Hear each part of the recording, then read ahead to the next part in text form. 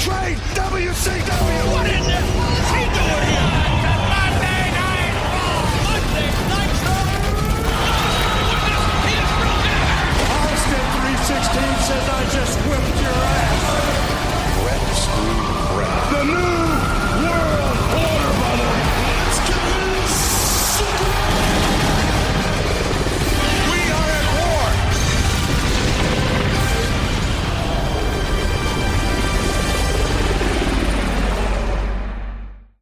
Nitro. Oh, did I mention these shows were on November 4th, 1996? I did not mention that. People get upset. And this is also Nitro number 60. Nitro number 60. It was 19 years ago this week. Raw number, there we go, 183. All right. They were in, first of all, this show opened with the announcers talking legit more than 4 minutes. They just went on forever. They're in Grand Rapids, Michigan. Larry Zbyszko immediately says, it's the middle of nowhere. Way to bury your company. Sting was in the rafters. Giant and Vincent were in the stands. They're doing a tournament for a WCW Ladies Championship.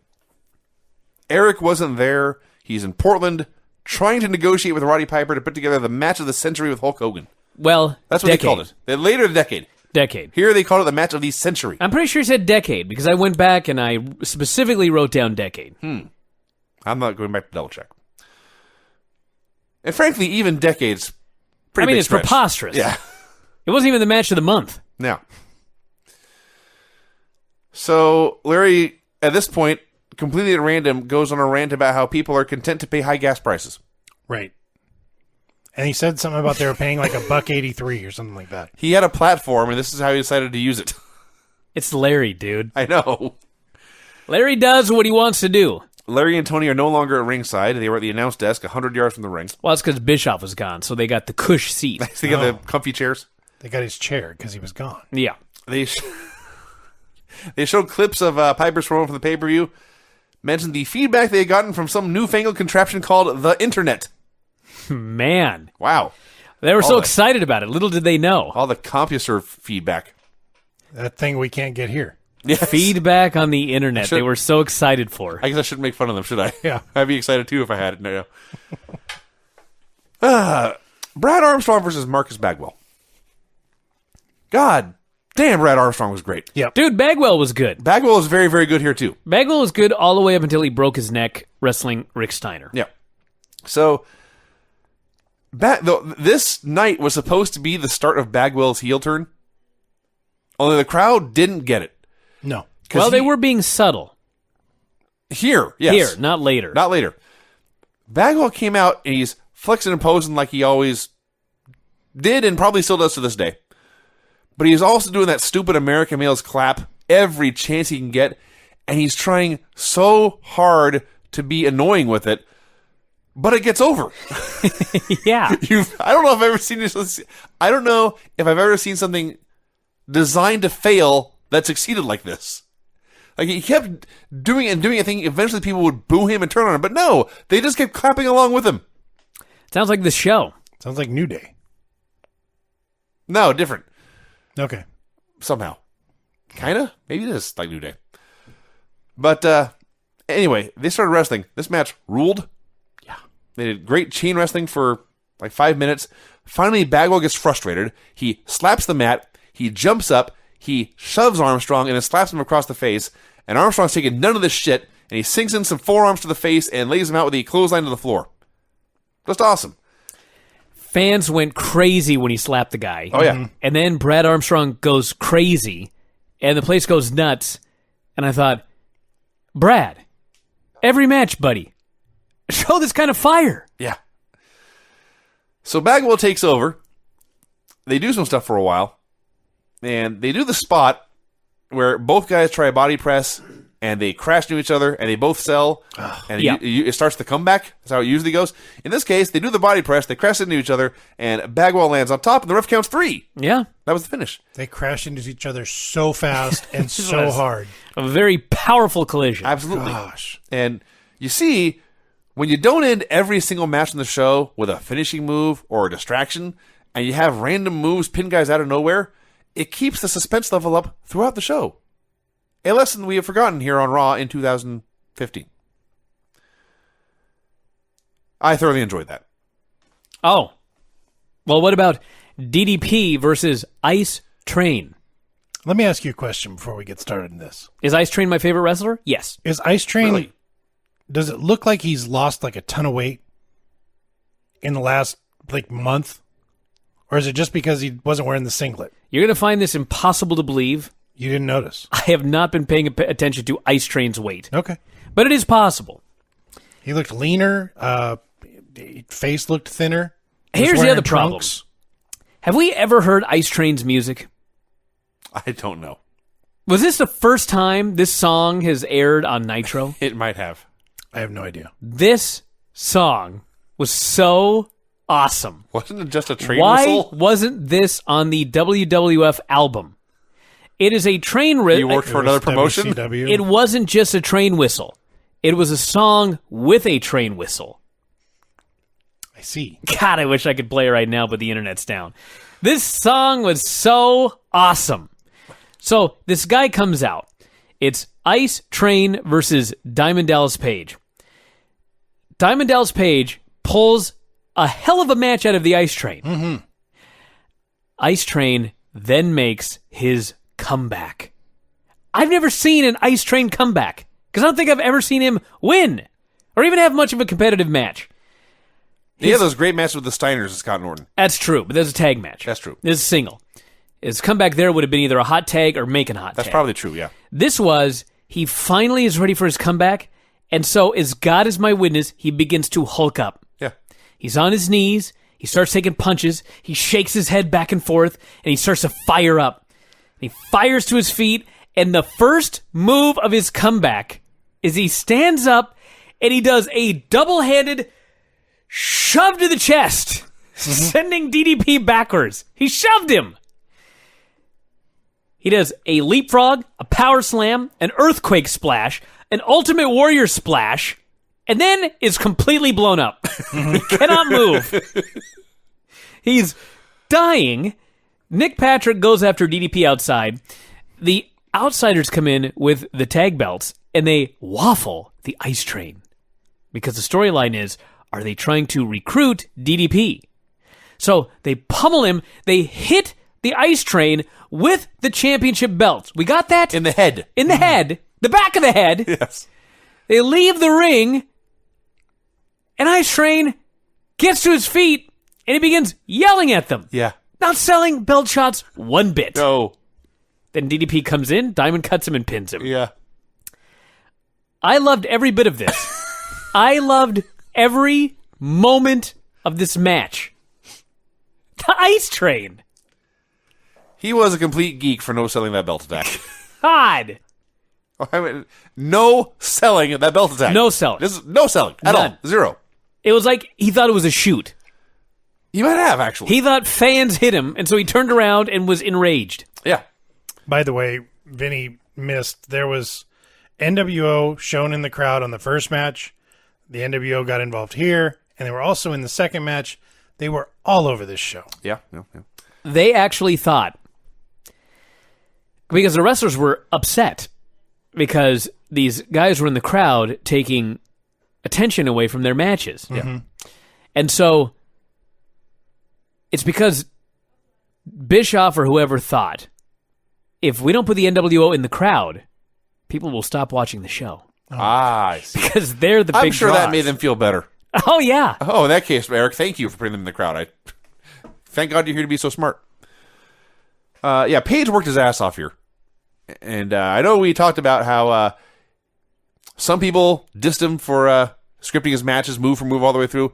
All that means is that guy had to work that much harder to get a good match. And he did. He worked really hard to have good matches. And he almost always did. I found it. Ice Train's theme. This may refresh your memory, Vinny.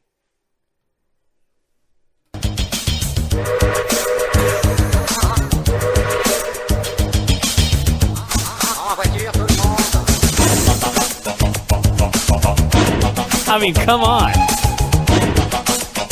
If you're going to rip somebody off, ripping off Herbie Hancock is not a bad idea. And look at the picture of Train. You got a white jacket on? If someone can explain to me why we don't open this show with this, You're in charge. You do the music.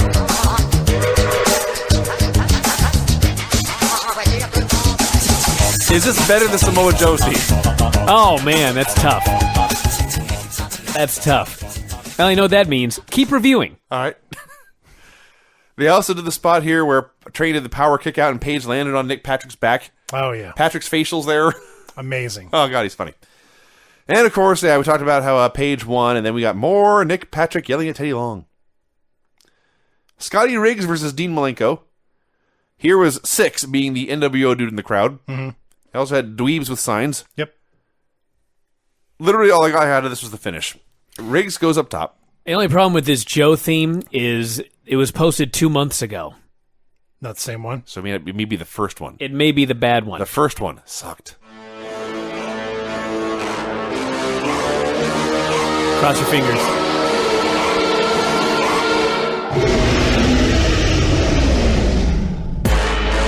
Ah, here we go. Oh, yeah. Is this not awesome? That's better. This is better than the X-Ray theme. So I can buy this on iTunes? This is better. You probably can. It's got the fake Godzilla roar. It's got the scary, it's like fiddle music in the background, or strings. It's got horns. And it's got rhythmic Samoan chanting. Yeah. This is a great song.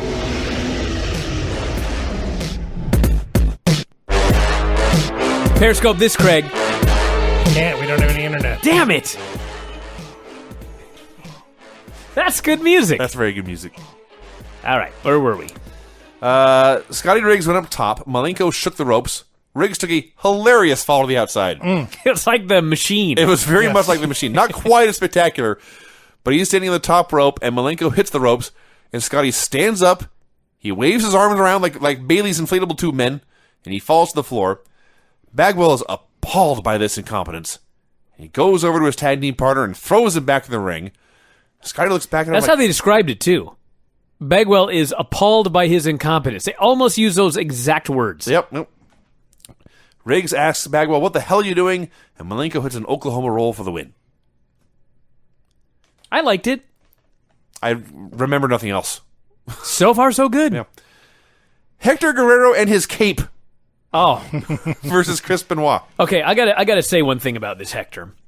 So I was reading the Observer before I watched the show, and Dave mentioned that Hector had dyed his hair jet black Yeah. so that he looked, which by the way was not true.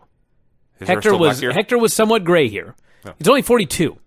He said that he dyed his hair to look like Eddie, and Dave Meltzer said he may have worked better than Eddie. And I thought, Dave, this I've got to see. It's pretty darn good.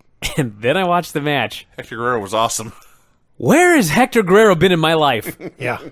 What a great wrestler. Oh, yeah. sir. You don't say. And he wasn't just, Breaking news in 2015. he looks 80. Yeah. That's the one downside. With dyed hair. Yeah. But the beginning of this match, he ran wild. He didn't run wild. He ran wild. Running as fast as he could. Oh, yeah.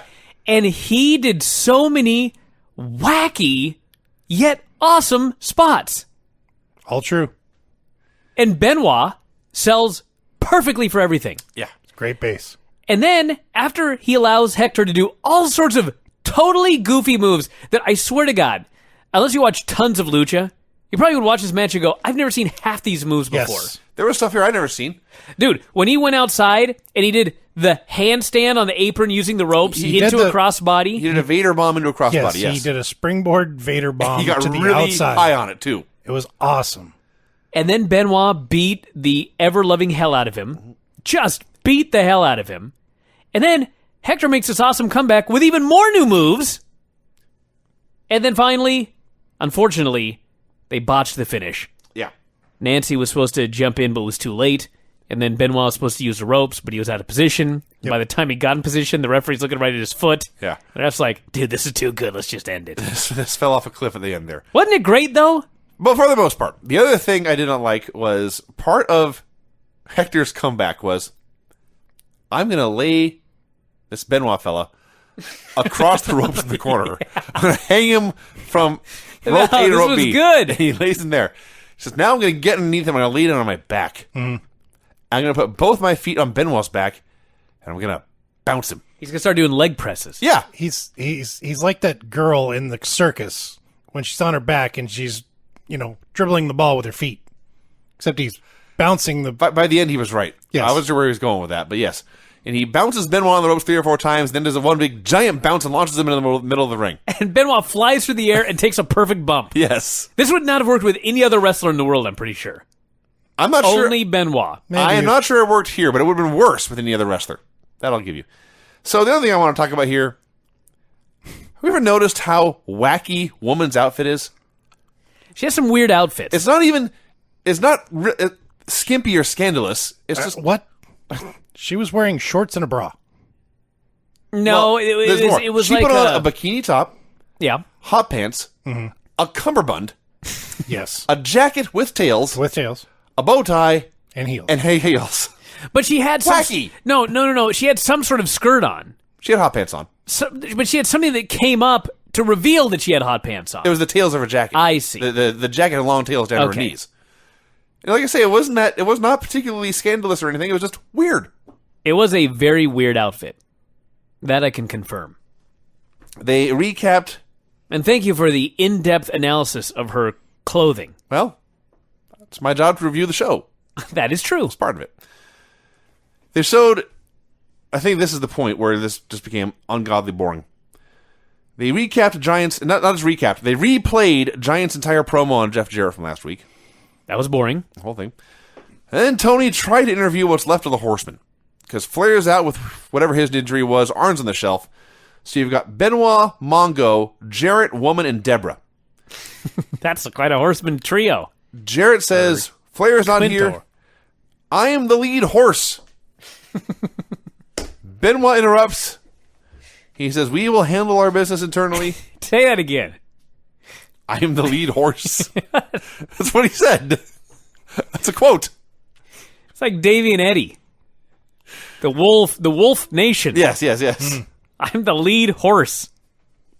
They're horsemen, not horses. They're not the 4 horses. They're the 4 horsemen. Well, no one alerted him. Jarrett that memo. and he's the lead horse. He's the lead horse. Benoit says, we will handle our business internally. Mongo explicitly says, you have no business naming yourself the leader. Benoit and I will keep these 2 spots open for Flair and Arn.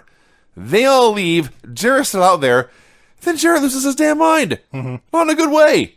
He repeats his claim, I will lead WCW in the war against the NWO. Sting reappears in the rafters.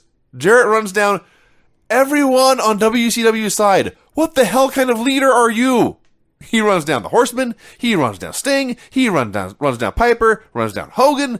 Finally, he just stops, and they come back to Sting, and Sting is wide-eyed with a blank stare. And I don't blame him.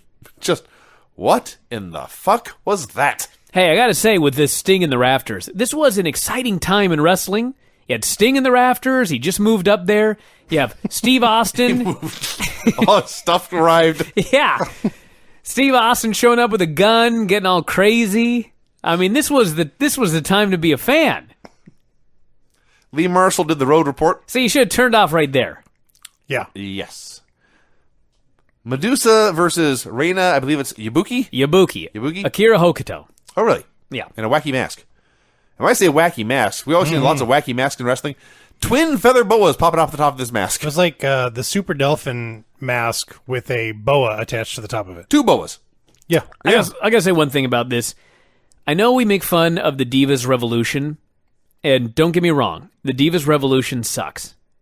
But one thing that they're doing right, even though they're still calling them divas, and the belt is still shaped like a butterfly, the one thing they're doing right is, at least when they're wrestling, they mostly talk about the storylines and the matches. Mm-hmm. All these announcers could talk about was the costumes. Why does she have feathers on? She's wearing feathers. Yeah. A bunch of other stuff, too, that I didn't even bother writing down, but they gave zero, Well, ironically, because Zero was out here, but 0 respect for these women. Think about who your announcers were. Good Tanay. Larry. Tenay. Tenay should have had respect. Absolutely. But Bobby was out there. Bobby was out there. He had a lot of jokes. Yes. Enough said. This was just... In their defense, Why would you even have a women's tournament if you're just going to make fun of the women the whole time? when that's Ibuki began to bite Medusa's toes, Well, there was that. even though Medusa had wrestling shoes on, pretty hard to take anything else after that seriously. Well, So Zero did come out to watch. There's a woman in scary face paint. Janae said this is Chigusa Nagayo in a new identity. Sonny Ono was out there telling jokes. yeah. So Medusa's full of peroxide and plastic.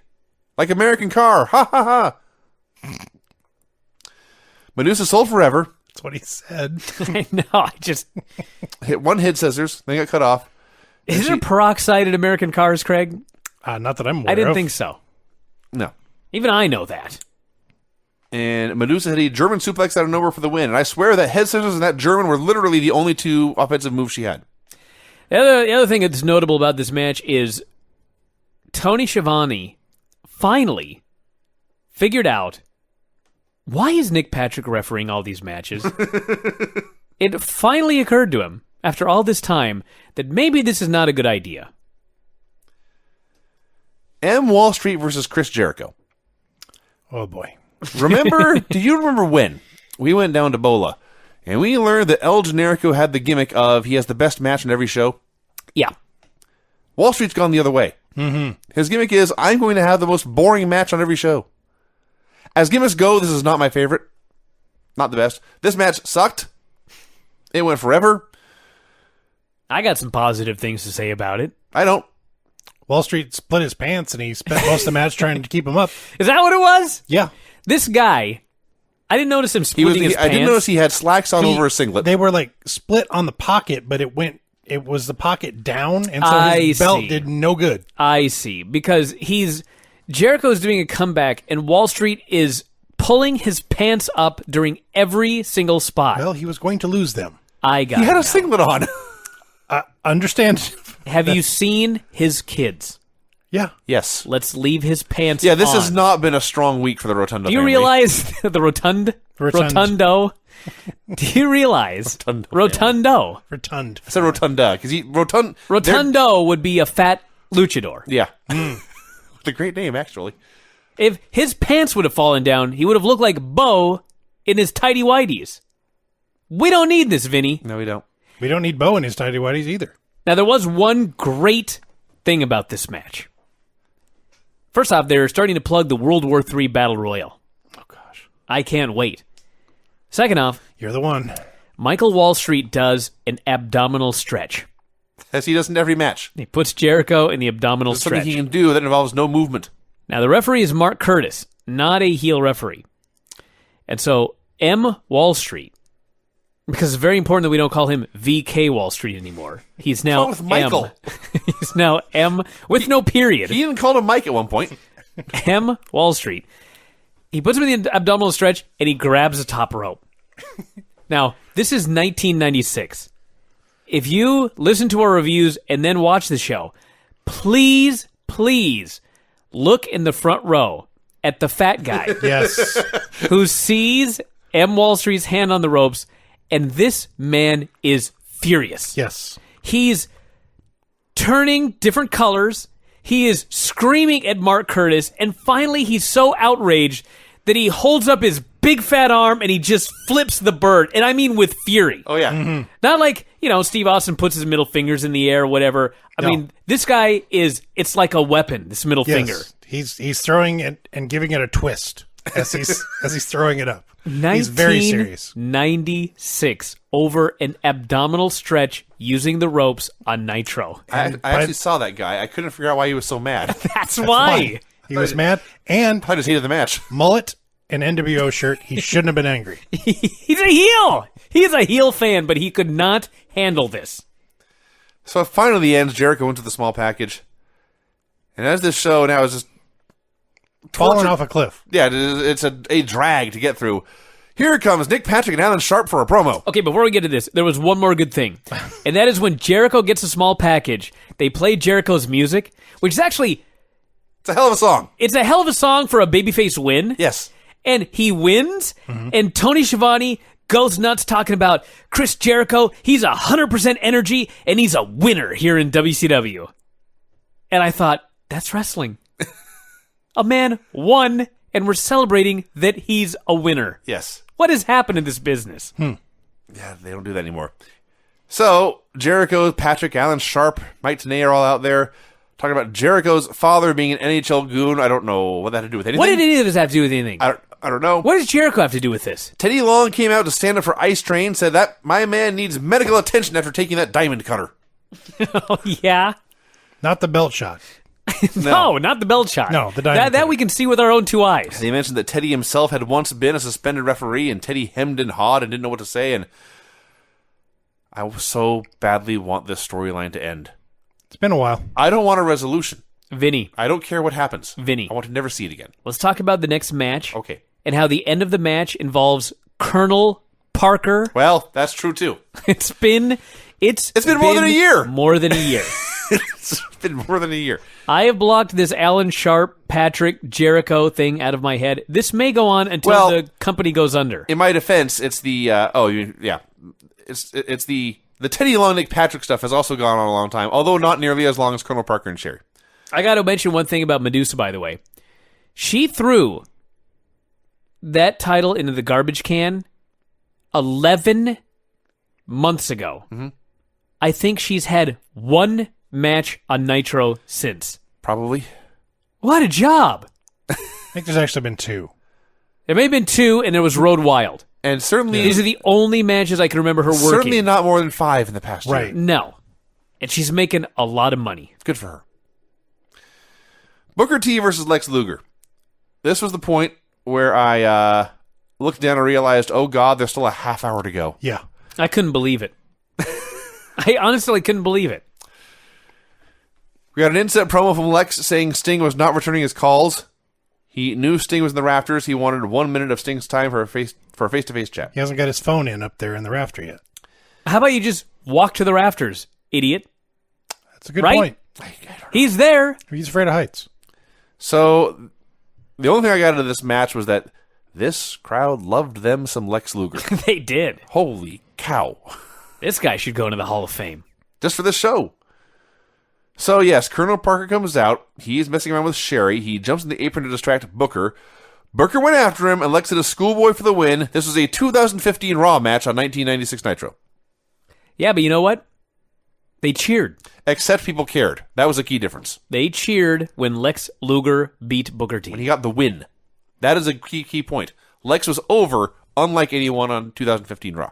Is there anybody that Booker has not stiffed with the axe kick No. that he does? No. Every time. Just like Alicia Fox. Just Oh, looks like God. it kills him. Forgot about that. Bischoff was on the phone to talk about the negotiations with Piper. Talking on the phone on a wrestling show was a big deal in 96. It happened every week. It's every week now. Bischoff here, Lee Marshall, This had to have been like a new Mark technology or Mayer a something. few weeks ago. Phones. No, the ability to patch it in. I see. So I like that. This was 1996. They didn't have Google Maps, so they pulled out a road map Yes. of the state of Oregon and a map of where Portland was with a big red arrow. Yeah. This is where Eric is. You know what, though? People on the East Coast, Oh, they probably thought it was Portland, Maine.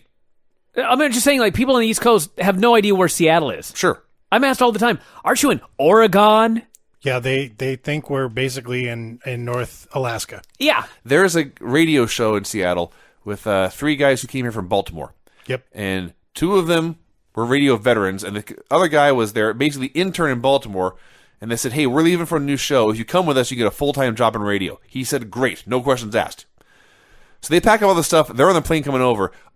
On the plane in midair, this guy realizes Seattle is not in California. Right. I've heard the story. Yes. The Men's Room, everyone on KSW. Great show. Yes, sir. All right. So Bischoff explains the talk with Piper is going great. I can tell this man wants to fight, but I'm getting stonewalled by his agents and his attorneys. He says, I think I can make this work because Piper and Hogan, they both have egos the size of Mount Hood. Which is in Oregon. To prove he's in Oregon, you see. He says he thinks he can get them to put their names on the dotted line. They wish Eric the best in his efforts to get the match signed. It is so different watching the show just like as a fan as opposed to when it's actually happening and you're analyzing everything. Because at the time, the idea of Hulk Hogan versus Rowdy Roddy Piper, Yeah. it sounded so horrible. And by the way, it was horrible. Yes. I just want to add that. But if you're just watching it as a fan and you're watching the storyline, Hulk Hogan he's a heel now and he's running roughshod and he's a bad guy. And he's run through Randy Savage and these other guys. But now, Eric Bischoff is negotiating with Rowdy Roddy Piper. It's a great story. Sadly, we'll have to watch it in the ring. That's the flaw in the plan. Then they replayed the entire Roddy Piper segment of the pay-per-view again. Mm-hmm. And then Hogan came out to cut a boring 20-minute promo At again. the end Yeah. of the show. Yes. This 2 weeks in a row, he's had nothing, absolutely nothing to say. They're Something just about- putting him on television to try to make Yeah. people watch. Ambushing Ted Turner at the Cable Ace Awards. Said I have proved what a great actor I was by the way I behaved with Piper trying to goad him into a match, but Piper's too big of a coward. And then the show ended with Hulk Hogan shaking his ass and posing. Just like last week. So really, we can trace the decline of this show to Hogan? the horse. Oh, this particular The episode. lead horse. The lead horse, Jeff Jarrett. That's fair. That's when it all went off the cliff. So good first hour, everybody. Mm-hmm. If you don't Everyone want to watch the whole Brad thing, Armstrong. yeah, watch that first hour all the way through Benoit versus Hector Guerrero. Yeah, watch that too. That was great. We are at war. So Nitro. I liked it.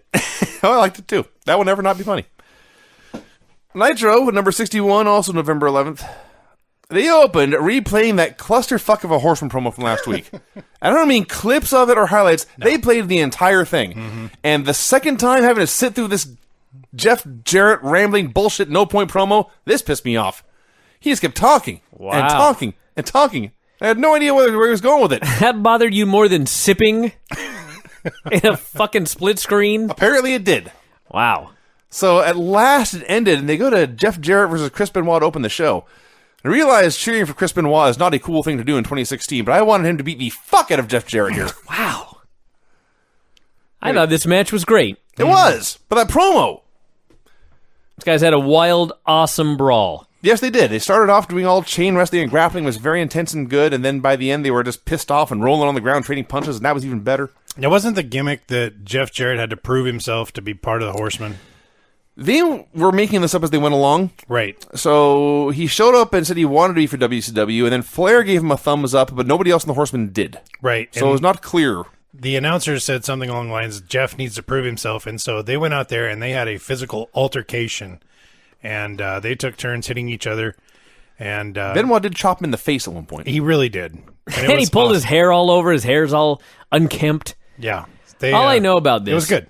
All I know is that WCW saw that they had Chris Benoit and Jeff Jarrett, and they put them together in a match, and they gave them less time than WWE gave The Big Show and Roman Reigns in 2015. Still holding on to that, huh? Oh, you're lucky you're not going to be here on Thursday. Okay. You're lucky. So I have that to look forward to. You haven't seen it yet, have you? I have to watch Oh, it man. and then hear you talk about it. Just you wait. I may not have time to talk about it when you get done with it. All right. So Jarrett suplexes Benoit out of the ring to the floor, and he starts posing in the ring when Sting appears, grabs him from behind, drops him with a reverse DDT. That is, in fact, a disqualification. That is, in fact, the first time he ever used that move as a finish. Yes, it is. And Jarrett's laid out. Sting disappears. Benoit and Woman are just bewildered. And Woman says, look, we don't know whose side Sting is on, but we know Jarrett is with WCW. You should help him up. And Benoit was reluctant, but he did in a very not friendly way. That was that. Taskmaster did a inset promo during Jarrett's entrance, and they're not coming right out and saying so, but Sullivan's promo was basically that everything that Nancy is whispering in your ear, Chris, she used to whisper to me. Mm-hmm. And at the pay-per-view, I'm going to show you I'm still the man. A lot of lines about sweet nothings and burning desires. What the hell is up with all these inside storylines they're doing? Maybe they're not inside. Maybe they just forgot they didn't explain it all. Any of these is possible. So Shivani's talking about sports medicine after the break when a fan jumps the announce desk, hands him a manila envelope, tells him to look inside. If I would have known what this was going to lead to, I would have tackled that fan. No, I'm not. No, I'm happy. I'm happy we got to see this. So security drags the fan away. Shivani notes in the manila envelope there's a VHS tape and a letter or a note saying this tape is from 1992. It will prove that Roddy Piper wants to wrestle Hulk Hogan. This guy was a conspiracy theorist He was. because this was bullshit evidence. He was a Piper truthist. Yes, he was a Piper truther. There you go. Yeah. So then he went to a video of James Andrews in Alabama. 20 years later, this is still the top guy in sports surgery. He says, given Flair's brutal schedule in his career, this torn rotator cuff was inevitable. Got some footage of the inside of Ric Flair's shoulder. And they talked about drilling holes in the bone and stuff like that. And they said Flair will be out about 4 months, but should be able to make a full recovery to wrestling, which proved to be true. In a women's championship tournament match, Malaya Hasaka versus Zero. You have never seen a wrestler come out so unhappy to be in a match as Malaya Hasaka, and by the end of here, I understood why. She got her ass beat. She got squashed. Zero. She got beaten with a razor's edge, which Tony described as, quote, kind of like a powerbomb. Well, Is that what that was, Tony? Except from higher. yeah, and Not kind of like a razor's edge? You can't say that. because yeah, they call it the outsider's edge. But Oh. yeah. Zero squashed her, and Zero, by the way, did not look good in the squashing. So Malaya gets pinned. The ref, Nothing for her to do. just her offense did not look good. She could have kicked more butt. She could have looked better doing a squash match. Huh. So Malaya got pinned 1, 2, 3. As soon as the ref counted 3, she rolled over, right out of the ring, and walked to the back. Not a happy camper. Gene Okerlund returned to the show after what they called an extended vacation. Oh, Christ. His first interview back, and it's another insider interview. At least they explained everything. He says, Paige, the NWO is recruiting you. And he shows evidence of Hall and Nash attacking Ice Train. Then he edited out the part where Ice Train didn't sell it one bit. And then it showed Paige pinning him with a diamond cutter. And Paige says, look, I used to manage Scott Hall. I used to team with Kevin Nash, but that's in the past. And at this point, Hall and Nash arrived. He said, forget about the past. Let's talk about the future. Actually, Hall said, forget about the past and the future. I was like, well, that's going to be easy to forget about the future. I guess. So they give him a recruiting spiel, and Paige says, look, you've got 7 guys already, and I don't want to be number 8. Wise man. Okay, I will admit from here they lost me. So Nash says, we couldn't recruit you any earlier because you're neighbors with Eric Bischoff. Yeah. So? Maybe he moved. I didn't know what they were getting at either. I have no idea. I think he was trying to say... They did use the politics word. You know what would have been easier if they would have just said, we couldn't try to recruit you earlier, because if we had and you turned us down, maybe you would have told Bischoff, who lived 2 doors down. That would have at least made sense. The way they explained it, maybe that was the storyline, but they sure as hell didn't explain it like that. They just said, well, had nothing to do with you. Just, Yeah. you lived by Eric. And Paige stuck by his word, and Nash said, you don't get it, you never will. And they went their separate ways. Yeah, Hall is like, we're doing this for you. And DDP, like the 3 of us, had no fucking idea what he was talking about. And then Hall just had to say, I forget what they said. This sucked. Even Gene couldn't save this. No. Rey Mysterio Jr. in his totally awesome Spider-Man gear versus Cyclope. In his totally not awesome Cyclops gear. This was the most ghetto outfit any luchador wore in WCW. Honest to God, Whitney and I went to the Halloween store and spent $30 to be bacon and eggs. And I guarantee our costume was better than Cyclope. I saw the photo. I can vouch for this. Yeah. I Who like made this costume? Cyclope. No. I can't believe that. No, who I can't else believe would? a luchador could make a worse lucha costume than that. It I think Bischoff sewed it. Or Larry. Except Larry could not figure out why it was pronounced Cyclope. and not Cyclops pay. He goes, That's what he wanted to say. yeah, he goes, shouldn't it be Cyclops A? And Tony starts laughing, and then Larry's like, but he's got one eye. Like, he couldn't figure out that Cyclope meant Cyclops in Spanish. No, that was too big a jump for him to make. So Ultimo Dragon's out there watching with his 8 championship belts. That's a great story, by the way. New Japan did a tournament, and they got all these guys with different belts. And they did one tournament, and one guy won all 8 belts in the end. And it was Great Sasuke. And so he lost it to Ultimo Dragon, who then was in WCW. So Dragon shows up, but he only comes out with 7 belts, even though they're talking about 8 belts. Because one of the belts is the WWF Light Heavyweight title. Oops. And I guess they were afraid if we put this on television, I don't know what they thought, but even though WCW, the NWO, and WWF had a website, and there was an internet, it was a full year before WWF figured out that their belt was part of the J Crown. Yep. A year! And when they finally figured it out, Shinjiro Otani was the champion, and they essentially sent him a letter that said, please send our belt back. And so he went to the post office, he put the belt in the mail, and he sent it back. That's the story of the 8 titles. That is amazing. Did we mention the spikes on Ciclope's shoulders? No. Ciclope had cloth spikes, like 6-inch daggers sticking out of his shoulders. Well, Felt. They were out of fabric. I mean, they weren't going to kill anyone. It just everything about it looked so ghetto and silly. He actually had little, like probably 3-inch horns sticking out of his. Yeah, This was at the worst random- costume. It was so terrible. It was like at ear level. yeah. It was the worst gear I've ever seen. What was it, ear level? These little horns that Well- he had, and there was like one on his neck as well. Well, I'm trying to think because his eye was so high.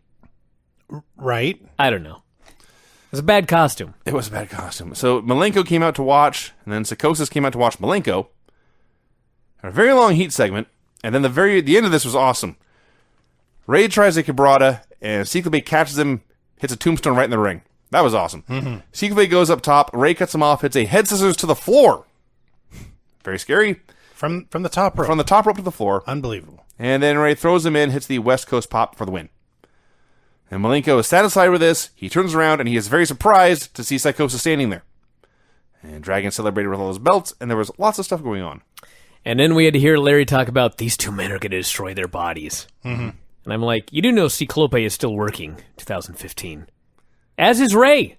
Yeah. We had a great, great moment. You mentioned the website. Oh, this was amazing. Yeah. They plugged it, and they showed it. WC, as Shivani once said at one point, WCW.wrestling.com. Was it WCW Wrestling, or was it WC Wrestling? I'm pretty sure it's WCW Okay. .com. And they showed the site on Netscape, complete with the generic steel grate background that all websites were required to have at one point or another. Oh, this is classic. Just classic. And then they talked about how it had been vandalized. Yeah, that's the best part. Yeah. Can you imagine if ISIS hacked the WWE.com website and they had a segment on Raw Devoted to talking it? about how, hey, the website's hacked. It's been a week and we still don't have it back up yet. The funny thing is, Keep checking back. in the picture of the website, it said, "We're taking over." Yes. Gosh, I wonder who hacked them. The point is, it's still ridiculous. Absolutely. This needed, like, under construction banners everywhere. Mm-hmm. Remember those? Yeah. Oh, yeah. A week it was down. Yeah. Now, to be fair, was there anything on there worth seeing in that week? Probably not. Yeah. The Outsiders and Six came out for a promo, complete with their dweeb army. Their whole thing, as they repeated several times, is that the Cable Ace Awards was this Saturday, or whatever this weekend. They were taking credit for TNT's success. If they did not get their award, they were going to crash the show. And they repeated this multiple times. They went to harass the announcers. They plugged the NWO website. So Nash puts on a headset, and he's talking about whatever, and Shivani is trying not to laugh. Well, he got him with a Well, joke. And so then Nash turns to Larry, who's wearing a Hawaiian shirt and, like, khakis. Yeah. And he says, "That's a nice suit, Larry. Did you get a cup of soup with that?" And I don't. Maybe this is in context, and maybe there's a running gag in 1996 that made this make sense. In 2015, it was totally nonsensical, but it slayed Tony Schiavone. oh, yeah. He's trying so hard. He gave up at that point. He was saying that Larry looked homeless. I see. And did he get a cup of soup with that shirt? I do have to say that as much as I bury Larry for his idiot commentary, I actually felt bad for him here because he was being bullied and he wasn't a tough guy wrestler anymore. He was an old retired guy in the worst shirt imaginable, an ill-fitting Hawaiian shirt, and there was nothing he could say to defend himself because he looked homeless. So Nash then declares, "We are no longer satisfied getting small segments on Saturday night. We're coming to take over and make NWO Nitro." No! There's only one show. It's coming. And hey, I gotta give them credit. Unlike WWE, they learned their lesson. And stopped. The one show sucked, and they stopped. Yes. They go to commercial. What's happening over there? Well, I sneezed and I needed. Never mind. They go to commercial. When they come back, the second hour pyro goes off. Bischoff is screaming about where the hell Shivani and Larry are. And they just move on. They're on the floor. He said they must have ran You off. sequestered them far away from where you are. Who cares where they are? Scott Norton versus Lex Luger. Got an inset promo from Arn Anderson admitting he had lost to Lex at Halloween Havoc. He had underestimated Luger's rage. Hey, speaking of Halloween, this was November. Mm-hmm. Maybe Cyclope found that in the bargain bin. He may have. Is that possible? Yes. I've heard worse theories. So he'd underestimated Luger's rage, but this was a thinking man's game, and he was going to use Luger's rage against him in their rematch. Let me say something about this match. It was boring. Mm-hmm. But let me tell you something. Luger wins with the rack, despite having a bad shoulder, allegedly. And then he cuts his promo about how the fans want Sting back, and I do too. This was the promo I was talking about. Every time I call this guy, he never answers my calls. He cuts his promo on Arn for the pay-per-view, and then he passionately states, I am trying so hard to hold up this company, but the weight is too much for one man to bear. Sting, please come back. And away he goes. And Luger was a hell of a babyface. Oh, yeah. You watch this show, they loved this man. He was a stiff. He couldn't move very well, and he wasn't a very good worker. But he had some decent matches, and he was beloved. Mm-hmm. I got to give the guy credit. This was a tremendous promo, Craig. You were correct. Yeah. And the key to these, the Shawn promo, the Sid promo, and the Luger promo, what do they all have in common? Short, they had a point, Yes. and they were done. And believable. Now, I also think you're underselling this match. Lex, they're brought on the floor. Lex misses the clothesline. His arm hits the post. Mm-hmm. And Lex did not stop selling that arm from that point until the point after the commercial break, after his promo. He went to the back. For the rest of the match, he was not doing anything with that arm. When he made his comeback, he was throwing clotheslines with the other arm. Even when he did the rack, he got him up with the right arm and only used the left at the very last second to grab the guy's head and get the win. And as soon as he got the win, he let go and grabbed his arm again. They go to the break. They do this promo. During the promo, Lex is still grabbing and selling his arm. Wait till you watch Monday Night Raw. All right. Somebody sell their arm on Raw? That actually wasn't what I was thinking, Craig. Oh, I'm sorry. I was just wondering what universe we were in where Shawn Michaels versus the British Bulldog and Owen Hart was less exciting to Vinny than Lex Luger versus Scott Norton. I watched Nitro first. I I see. was burned out by the time Raw started. That must explain it. Yeah. I did note here, think of how low the bar is these days that I'll Lex say. Luger stands out. And then we had the Lee Marshall Road Report. Yes. Now listen, I am not going to argue that these should be longer, but as far as I know, Lee Marshall had one job. In storyline, he had to fly to a city that Nitro was going to be in the following week. Right. He had to promote the show there and apparently party with a bunch of Nitro-loving youngsters. Frat boys. Every last single time he does this, it's 10 seconds, and then he announces, I gotta run! And it's over. Right. What a gig! I Yes. guess so. God damn. Sign me up for that. Somewhere in here, by the way, they went to the announce desk, and Eric Bischoff is wearing a denim shirt with a sleeveless black leather vest over it. Amazing. He's turning to the dark side slowly. Amazing French Canadians versus Harlem Heat. After all these years. For literally more than a year. No, Bischoff mentioned it's been 2 years. Fair enough. They finally did the Colonel Parker breakup on Saturday night. On Saturday night. And you You want to know assholes. what? You know what's worse about it being done on Saturday night? Vinny, let's just say it was listening. done on Raw. Okay. Or on Nitro. Does that really make you feel better? After 2 years, the payoff was There was no payoff. They just started fighting. They just started fighting. That was a horrible payoff. You're right. 2 years. And this was the payoff. Mm-hmm. They just kicked him out. And then he went with Canadians. Yeah. What a storyline. So there's 800 things that were going on that were not the match. First of all, Bischoff says, we're trying to get more talks with Piper. I hope to meet up again tomorrow in Los Angeles. Then they go backstage, and not even a split screen. They just go backstage, and there's 2 dorks and also the Nasty Boys. And I will paraphrase the conversation. The Nasty Boys say, please let us in. And the dorks say, no. This went on for a while. Heenan was appalled the Nasty Boys were trying to get into Nitro without buying a ticket. That was awesome. So Doug Dillinger shows up and they say, we don't want to fight, we just want to talk. Then we finally got a split screen with a match in one window and Nasties in the other. Maybe this is why I didn't get mad about the split screen on Raw, because the split screen on Nitro was so much worse. Oh, yeah. Because at least on Raw, okay, there's no point in having Bret Hart, but at least you're promoting the co-main eventer in one window of the split screen, so that's important. This split screen had a horrible nothing happened in tag match on one hand, and the Nasty Boys trying to talk their way into the building for free in the other. Vinny, as bad as that was, and you're absolutely correct, there was a horrible match on one screen and a horrible angle on the other screen. Mm-hmm. I'm watching this baffled, because I'd watched Raw first, and I was like, another fucking split screen. You've got to be kidding me.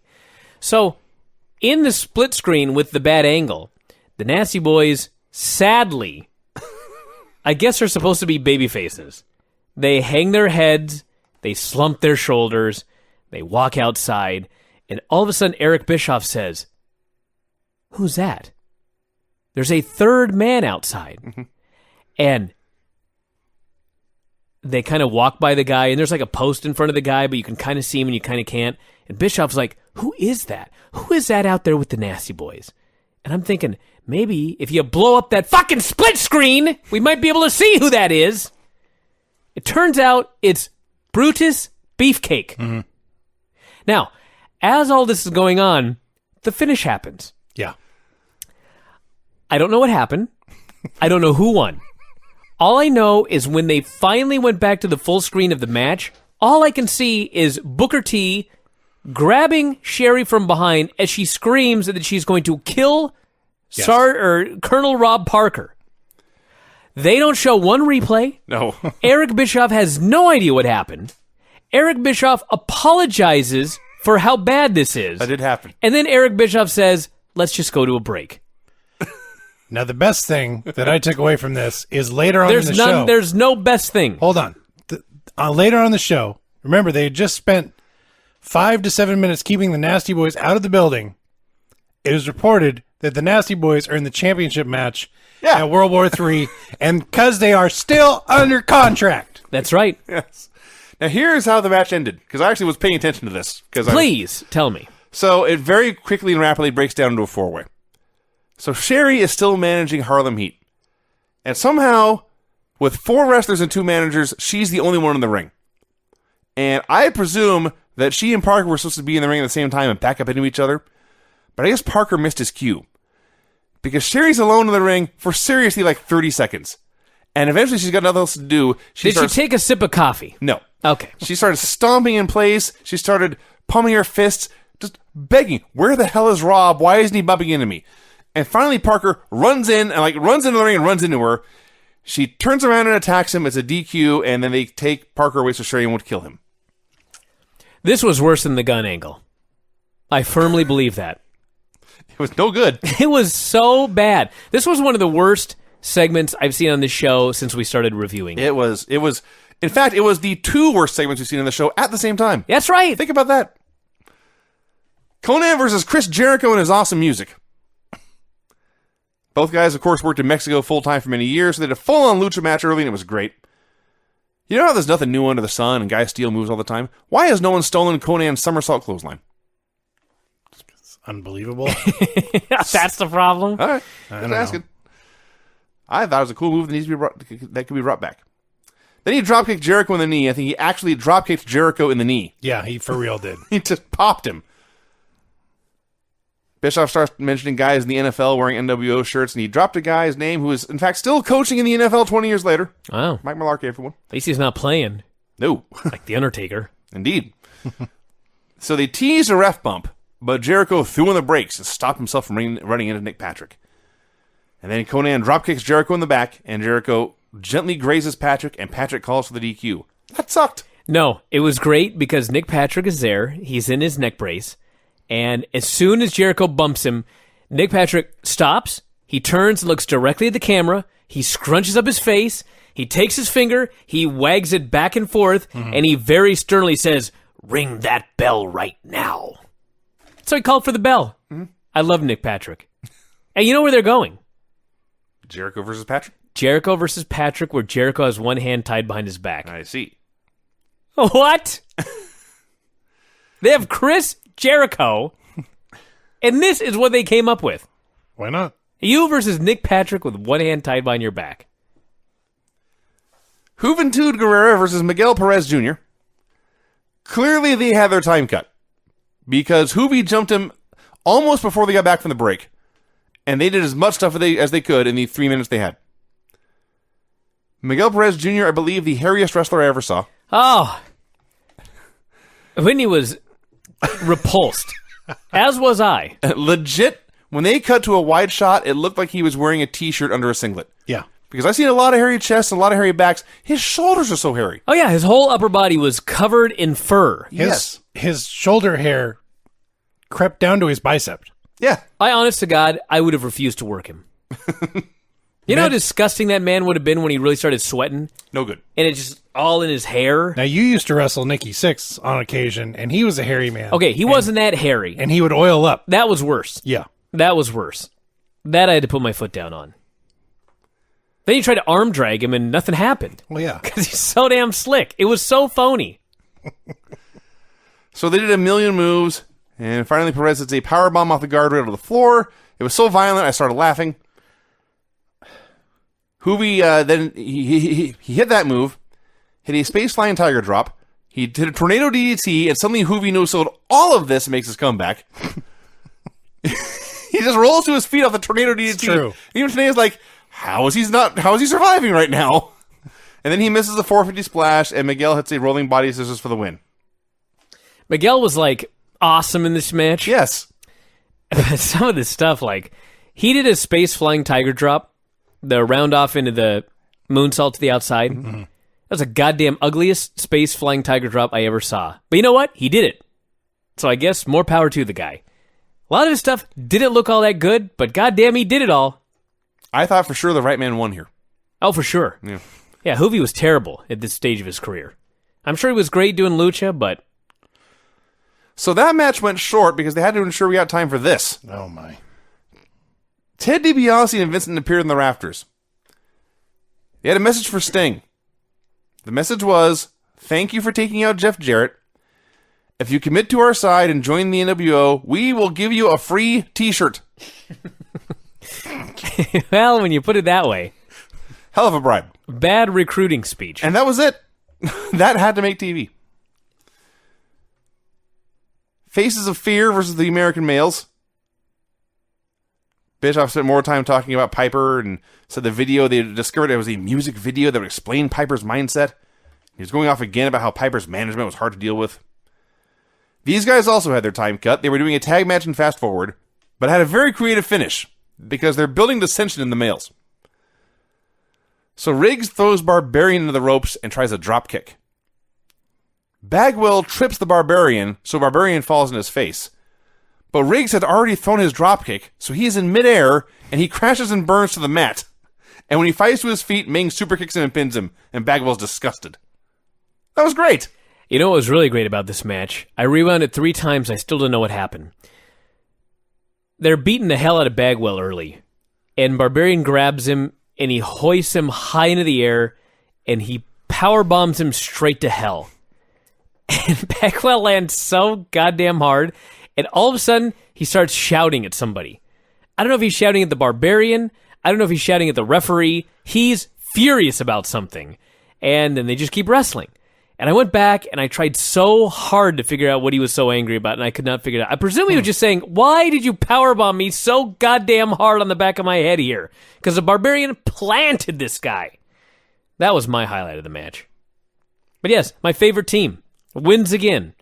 And then Jimmy Hart comes out and he says, hey, why are these nasty boys the number one contenders if they're not even signed to a WCW contract? Why aren't my men getting a tag team title shot?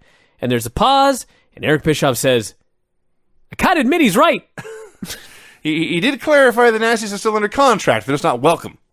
But again, But yes, if you don't want to let them into your building, why are you giving them a title shot? maybe they got a lot of wins on Saturday night. All I don't know. is I've been watching this Nitro show, and the Barbarian and Meng have been running roughshod over everybody in the tag team division for weeks and weeks now. Yes. How are they not the number one contenders? Running roughshod, including Horsemen, by the way.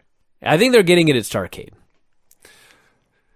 So they finally played the mysterious Roddy Piper video. Oh, gosh. Oh, this is awesome. Was it? Was it? Literally, I was in awe watching this, yes. Well, that's true. So in 1992, Awe-inspiring. Roddy Piper apparently wrote, recorded, and then shot a video for a song called I'm Your Man. And he's singing the song. He's no Jesse James. No. And the He's video, not bad, though. He's not. I've seen worse. You're right. So the video was all clips of him. He's singing into the microphone, looking at the camera, and then in between he's boxing, he's jumping rope, and it's a love song. So he's at the beach frolicking with a dog and a good-looking brunette. And then in the middle of the video, they stop by the Hollywood Bowl, and the marquee reads, Roddy Piper versus Hulk Hogan. And Roddy Piper looks at the marquee, and his face is stern and stoic. Then they go back to the beach for like 3 more minutes. Mm-hmm. This was the strangest build to a pay-per-view main event. Listen, I would bet you, I don't know how much, that this was all Roddy's idea. And he just said, I got this great idea. I want you to play this video. I want you to do this storyline. And I want to make sure that my music video from 1992, which, by the way, looked like it was filmed in 1982 and not a year later. Yes. I got to make sure that this thing gets on the air so I can get myself over with the ladies. Because God knows, how could anybody not watch this and think I'm the sexiest man in the world? I don't know. Heenan did say outright Piper probably sent this tape in himself to drive Hulk Hogan nuts. Well, before they went back to Heenan, they show the whole video, and they go back to Eric, and he says, fans had quite the reaction to this video. And all you can hear are people thunderously booing. This guy is supposed to be the babyface that's going to come save WCW from Hulk Hogan. They played this goddamn video, and everybody booed it out of the building. I'm Your Man, it was called. Yeah. So Hogan comes out for his boring 20-minute promo, which thankfully by the time he started talking it was only 3 minutes.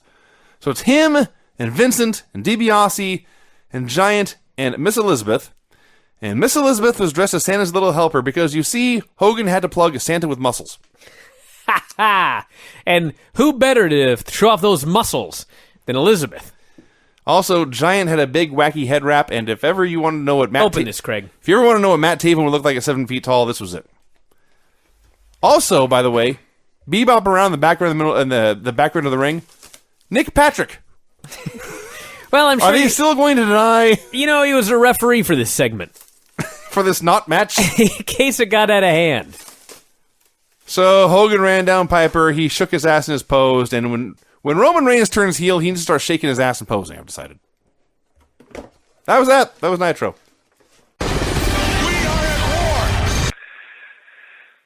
We also watched Nitro, Yes, we did. number 62, also November 18th, 1996. So the show opens, and actually both shows this week, it just occurred to me, neither of them opened with a video package or pyro or anything. Both opened with in-ring action. Well, And as we've been talking about, Raw, because they were only an hour and Nitro was 2 hours, they had this idea of, well, let's get a jump on Nitro, and we will start 5 minutes early. So Raw used to start at 7:55, and thank God they don't do that nowadays. Start early and end late. So they used to start 5 minutes early. So if you listen to the commentary, there was a period during the show where the announcers explained that, well, we started the show early today because we wanted you to see what was going on in the ring. So, in other words, they also decided that they needed to start early, and now it's a battle to see who could start earlier. Yes. That's true. So it opened with a bunch of bodies down in the ring and Hall and Nash standing over them with chairs. The clearly just missed the carnage. Hall and Nash go to the floor to harass Shivani and Zbyszko. And Zbyszko last week had some wacky Hawaiian shirt on, and Nash compared him to a homeless person. This week, Larry looked dressed much nicer, had a nice teal blazer, and Nash noted he was dressed much better and complimented on his outfit. And then he went into Shivani. You recall last week they had cracked Shivani up. That's right. And this week they were sure to point out he wasn't laughing now. This was serious business. They were roughing him up. They were teasing him about his neck and his kids and wanted to make sure he was still healthy enough to play with them. They were threatening very, very bad things. Nash went into full Joe Pesci mode, asking who's funny now and all that stuff. They said they had a triangle match coming up. They had already taken out one team in the Nasty Boys, who were among the bodies laid out in the ring. And Hall said, I've heard of my whole career how tough the Faces of Fear are, how tough those Islanders are. If they dare to come out here, I'm going to slap the coconut breath out of their mouth. Now, were the Nasty Boys among the guys who were laid out in the middle of the ring? Yes. So what's the explanation for them being back? Wasn't the whole storyline last week that nobody was letting them into the building? I have no idea how they got in there. Huh. Actually, you know what? I might. We'll get to that. I think I know what happened. They did a horrible job of explaining this. I think they kind of wanted it to be chaotic, so it wasn't all crystal clear what was going on because they wanted it to be chaotic. But we'll get to all that. So the Outsiders go backstage. Their mission is to find the Faces of Fear. This is not hard. Oh, no. Faces of Fear came out to get them. They had a wild fucking brawl. They had a brawl. It was great. You know what's so great about it was Nash is like a big dude, and he was a bouncer. And it wasn't like he was a shooter or anything, but when you're that tall and a bouncer, I mean, you're a fairly tough guy, and you could probably handle yourself. And if things get rough, you can rough somebody up. Same for Hall, by the way. Hall also a bouncer, 6'8". That's right. For the average human being, messing with these two dudes would be a very, very terrible plan. Sure. And you know that if this were any other two geeks, I'm not saying that Nash would have gotten into business for himself, or he would have maybe roughed him up a little bit, but it was so awesome watching this because he was not roughing up the Barbarian. No. No, he laid in like one hard forearm, and the fucking Barbarian just punches him right in the stomach and doubles him over, and this wild brawl. And there's Hall over there with Ming, and I was watching this brawl backstage, just thinking, this I would have paid. Well, that time I had no money. I would have paid $10 at the time to watch a shoot brawl backstage between these four fuckers. That would have been so great. Yeah. So they very quickly brawl outside. And then Shivani says, we're going to take a break and we'll restart after the commercial. So they come back. Shivani and Zbyszko are still disheveled. And they show some video of what was going on. And Shivani explains, you see, we were in the middle of what we call a dark match. And he said it was to fire up the crowd. And he explained the wrestlers in the dark match were high voltage and I quote, some Mexican wrestlers. No, that's right. It was Ciclope. Tenay finally showed up. They said it was Ciclope and someone named Galaxy. Galaxy, that's right. Yes. So the Nasty Boys had apparently snuck into the building because they attacked both those teams. I see. But then the Outsiders came out and they laid out the Nasty Boys. I see. All right. Well, that makes sense. That's the best I can do. It doesn't seem to fit in with all the pieces. All right. So Shivani then, he chooses to unleash his anger on Larry Zbyszko. This was the great promo. This was so awesome. He flips his lid and he says, listen, why the fuck didn't you save me, Larry? I'm not a wrestler. Yeah. You're the wrestler. I have 5 children. I have a wife. I have a great job. So, hey, Big Mouth, why don't you take over the show and do commentary by yourself? And he walks out. Yes. It was great. It was a great promo. What it led to was a horrible idea of Larry Zbyszko on his own calling a match between Juventud Guerrera and La Parka. You know what's funny? I actually thought that Larry didn't do that bad all by himself. I thought he did a fairly good job because he had to play both roles. He had to do play-by-play and commentary. So he couldn't just sit there the whole time and talk about how awesome he was and how smart he was and how he knew where everything was going. He actually had to call a match and do his job. He had to call a match and do his job with two guys he didn't know very well, doing a style with which he was not familiar. Thank God Mike Tenay came out to help. That's right. That was much better. So this match was two, obviously, veteran luchadors trying to shoehorn what they could do into what they thought would be a U.S. style, and the results were decidedly mixed. Well, there's a story here. Right. So apparently what happened was they thought that they were going to get 4 minutes, but I don't know if something went short or there was bad communication or all of the above, but their time got doubled and they just had to go and go and go. And after 4 minutes, they ran out of everything they had planned. And so after 4 minutes, it was like, do a high spot, do a long chin lock. Do a high spot, do a chin lock with your legs. Do a high spot, do another chin lock. And the high spots, by the way, they weren't like drop kicks or a suplex. It would be a top rope dive to the floor. Yeah. There were 100 springboard ranas in this match. So they would do all this top level stuff, and after all the cool stuff was out of the way, now we'll do the boring stuff.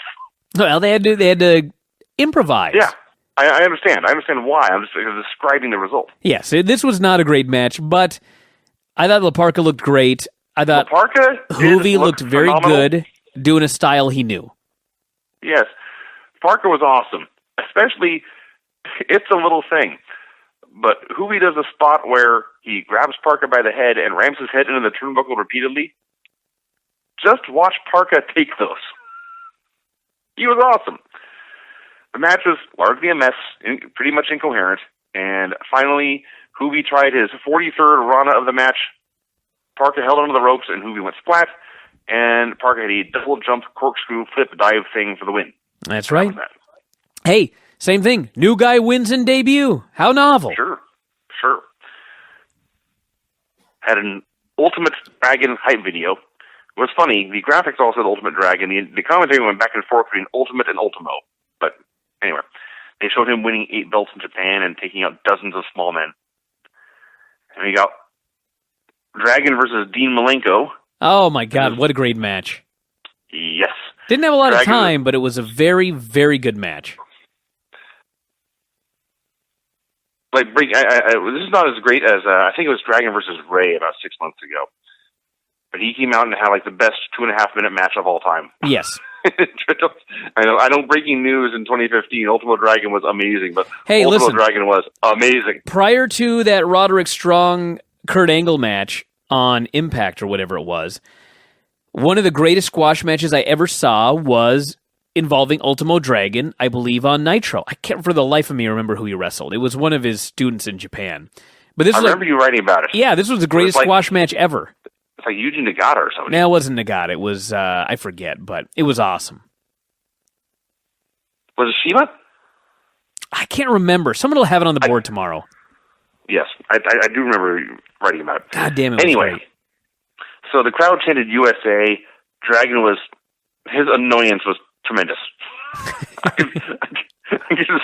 could have watched him stand there and be perturbed for a long time. Especially because I think he was supposed to be the babyface. Well, he went with it. They chanted USA. He is a Japanese man who wrestled a lot in Mexico. Clearly they're not chanting for him. So he rolled with it. They had a very lucharific match. Lots of complicated, elaborate high spots. They all looked great. Let me talk about this finish. All right. Sonny Ono gets involved, and Dean Malenko backdrops Ultimo Guerrero over the top rope to the floor. I believe that for the very first time since Nitro went to Monday night in September of 1995, and this was November of 1996, they actually announced this was a fucking over-the-top rope disqualification. Yes. Was this not the first one? I'm pretty sure. Can Mookie or somebody go back and count the sheer number of times a dude has been backdropped over the top ropes in September 1995, an announcer has asked if it's a top rope disqualification, and another announcer has said, I'm sure it was unintentional to fall over the top rope. They finally busted out for this fucking match. I mean, you knew there was not going to be a finish, but my God, what a terrible finish that was. That was disappointing.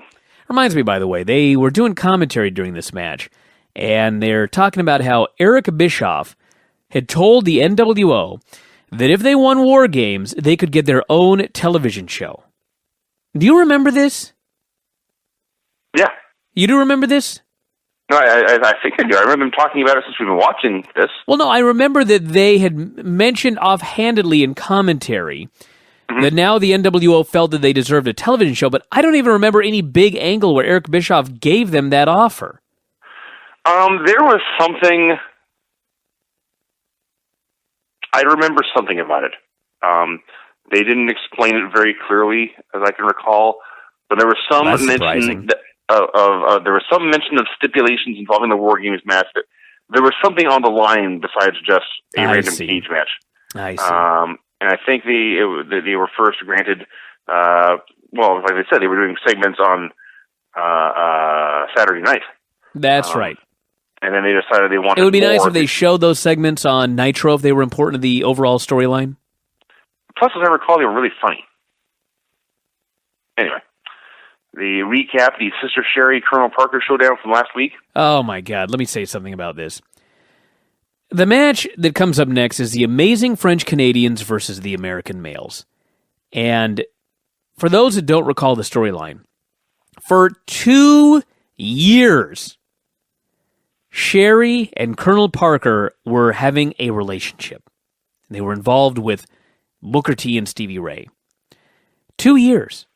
And for 2 years, absolutely nothing happened. And finally, after 2 years, Sherry and Parker broke up. So, Parker, for reasons that I cannot explain, maybe it was explained on WCW Saturday Night, Parker is now managing the Amazing French Canadians. Yes. And he comes out, and he is dressed as a Legionnaire. Yes.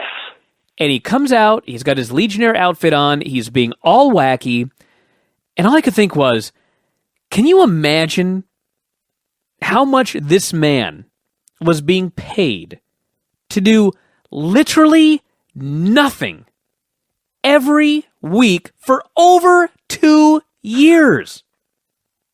What a fucking gig.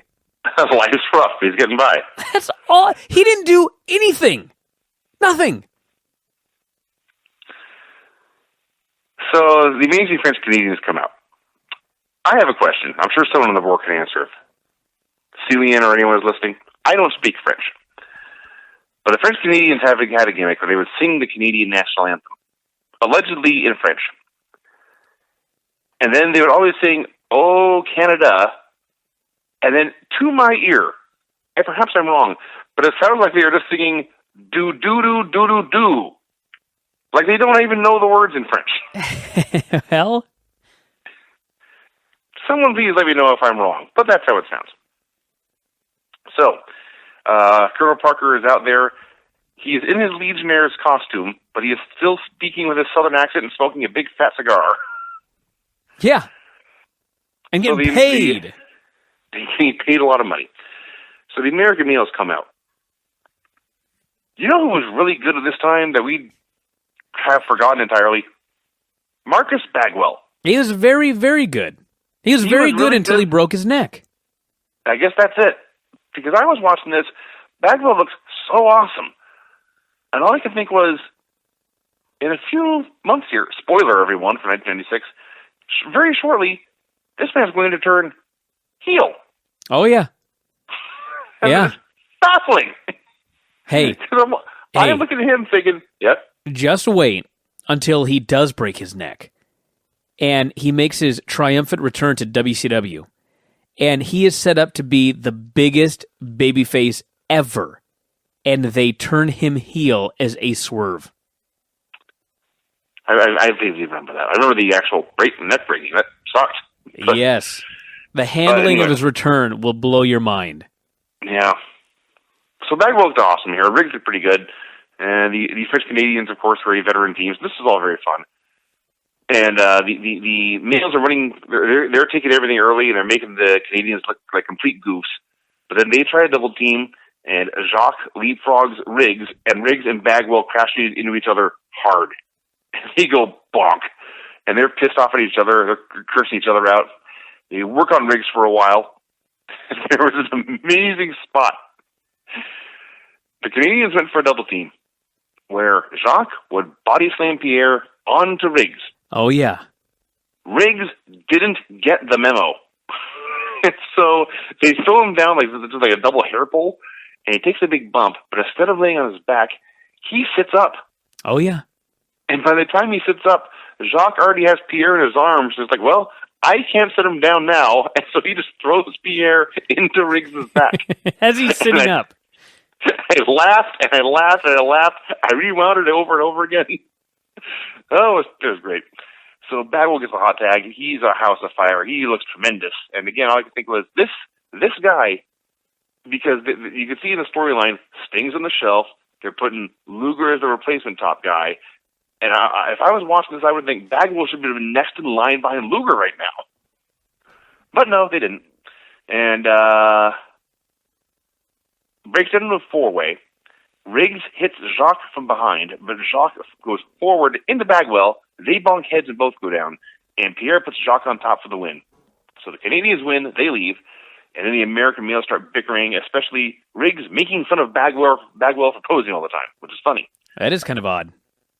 And it was a good TV match that did a fine job of telling a very simple story. So many things I loved about this match. There's an amazing spot early where Jacques decides to alert the world, I can do a kip-up. Twice in succession. He rolls to his back, he does a kip-up. He rolls to his back again, he does another kip-up. And then he poses. He is so proud of himself that he's able to do 2 kip-ups in a row. And of course, this leads to him being foiled and embarrassed. Because wrestling is awesome. That's right. There's also, I just love that they're going to do a breakup. And so, it's such simple psychology here. They're 2 baby faces. They're going for a double team spot. Jacques does a leapfrog, and they bonk into each other. It's clearly an accident. But Bagwell blames Riggs. It's all your fault, fucker, that guy did a leapfrog and you ran into me. It's perfect. Yeah, as long as we're going into this much detail about it, early on, before the collision spot, Riggs is in there with Jacques, and he does a very simple high spot where it's like drop down, leapfrog, reverse monkey flip. And Jacques goes flying, he screams. He almost didn't get over all the way, which actually was terrifying, but he survived, and he survived, and they move on to the next spot. And so Jacques says, I'm going to try that too. And so Jacques does a drop down, Jacques does a leapfrog, and he goes to the reverse monkey flip, but of course Riggs knows what's coming. And so he throws in the brakes and drops a fist in Jacques' face. Oh yeah, Jacques was so great. Because you see, the baby faces were smart, even in the breakup angle. They were smart, and the heels were dumb. Oh yeah. Lex Luger versus Hugh Morris. Oh my God, was Luger over or what? Yes. This guy came out and everybody is just going absolutely crazy for Lex Luger. It wasn't. It wasn't clear to me just how over he was actually until the finish. But first of all, we get an Arn Anderson inset promo, and this Luger Anderson feud. I'm not even getting to see any of the matches. I just love the feud because all it ever is Lex is wrestling, and Arn cuts an inset promo saying, "Luger, you beat me last time, but next time you're not going to get so lucky. We're going to fight again." That's all it is, over and over. They could have done this for 10 years. So they're having a match. It's a good TV match. It's nothing you'd ever write home about. And then Lex starts his comeback. And if you are one of those people who listens to us review shows and then goes and watches what we talk about, don't watch Luger. Don't watch Hugh Morris. Don't watch the ref. Watch the fans. Oh, yeah. Note the grown men who are, I am not making this up, grown men are jumping up and down and pumping their fists when Lex Yes. Luger begins his comeback. He's And then Lex- so over. And then Lex signals for the torture rack, and everyone, every person in the building is jumping up and down and pumping their fists. It's amazing. Lex was a star beyond stars. There's no one close to this right now. Now, the sad thing is they botched the finish. Because Lex went for the torture rack, he got it on for about a second and a half, and then he dropped him. And the ref determined that in that second and a half, Hugh had in fact committed, and he stopped the match. And Lex was first confused, then angry he didn't get to put the rack on this man. And so it was not a very good celebration. But what can you do? Hey, good match. It was fine. So Let's not get it crazy. was fine. No, it was fine, and the finish was botched, but the reaction was amazing.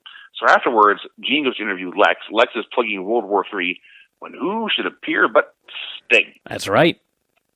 Sting enters the ring, has his face all done up like the Crow, got the trench coat, he pulls out a baseball bat. And Lex is just bewildered. He has no idea what's going on. Not a black bat, by the way. It was a red bat. It was a black and red bat. Sting's bat is in the Wolfpack. So Sting pokes Lex in the chest with the baseball bat. He shoves him backwards. And then before Lex can respond in any way, Sting turns the bat around, hands the bat, handle first to Lex. Lex takes it, and Sting walks out. Everyone's confused. Gene tries to ask Lex what's going on. Lex refuses to speak anymore, and Lex leaves. It was cryptic.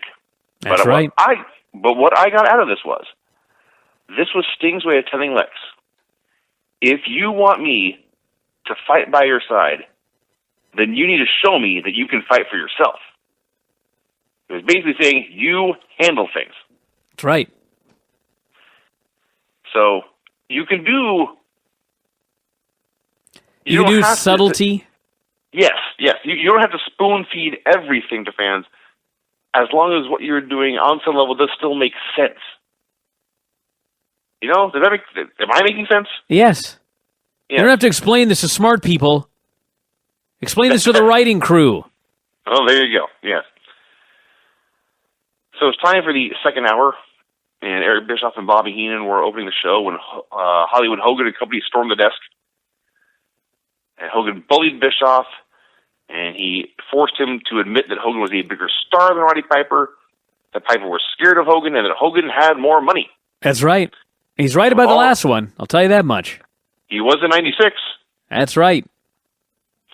and he, with all that out of the way, he gave Bischoff permission to continue the show. So Okerlund goes to interview Dallas Page in the aisle. Page said he had been avoiding Hall and Nash, letting them do their thing while he did his thing. He was annoyed that he had taken up his time last week, and then he came out again, and he was annoyed to take out his time again. Well, this was great because there was a key here, and that was they try to recruit DDP again. And DDP says, I thought we went over this rigmarole last week. And by the way, you guys, I don't appreciate all that stuff you said about me and Eric Bischoff. And as soon as he said Eric Bischoff's name, the outsiders are like, this guy still doesn't get it. So, very clearly, they were foreshadowing that Eric Bischoff was going to be joining the NWO. And then Kevin promised something special was going to happen tonight, which was Bischoff. So actually, it makes more sense now than it did last week. That's true. So, Giant also didn't get it. He wanted them to just take out Page right now. Hall and Nash laughed him off, and they quoted 2001, said something beautiful would happen tonight, and that was that. I don't remember the whole rigmarole with how many times Big Show turned or the Giant turned. Based on his career, he probably turned about 40 times. But I presume that this is going to play into the storyline as well. The fact that the NWO is recruiting Eric Bischoff, and apparently they didn't tell the Big Show. They didn't tell the Giant. They kept him in the dark. That's true. And so that may sow some seeds of discontent with the Giant. How fun it is to analyze wrestling storylines. I was just going to say that makes sense, and there's a long-term payoff. That's right. and characters have realistic motivations. Let's compare this to The Undertaker and Bray Wyatt. It sucks. It really sucks. It really If I had sucks. power, I could tell you what happened at the SmackDown tapings, but I don't. Want me to look it up? Nah, who cares? Yeah. Oh my Bobby, God! Did you see the pictures of the SmackDown tapings? No. Oh, there is a side of the building that is empty. Empty. Yeah. It's crazy. I mean, it's not crazy, but I watched the show. Yeah. Bobby Eaton versus Jeff Jarrett. They had a short match. Jarrett won with the figure 4. Vinny, let's not gloss over this. Let's talk about... There was a storm today. Is everyone aware of that? There was a storm. I lost power. I'm now going on, right now, exactly at 12:16 a.m. It has now been exactly 12 hours I've had no power. The traffic around here was horrible. High winds, rain. I couldn't get anywhere. I couldn't do anything. I had a miserable fucking day. However, when I was sitting at Safeway and Jeff Jarrett faced Bobby Eaton and he won, and then out came Ric Flair. And Ric Flair is coming off shoulder surgery. He's got a sling on his arm, on his shoulder, because he just had his rotator cuff operated on. And he is wearing what appears to be a Christmas sweater. I'm not sure how to describe this. It was quite the sweater.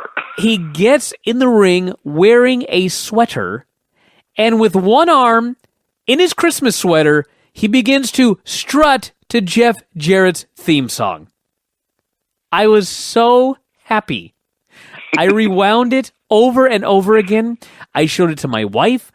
I was so excited. She had to tell me, shh, calm down, we're in Safeway. This made me so happy.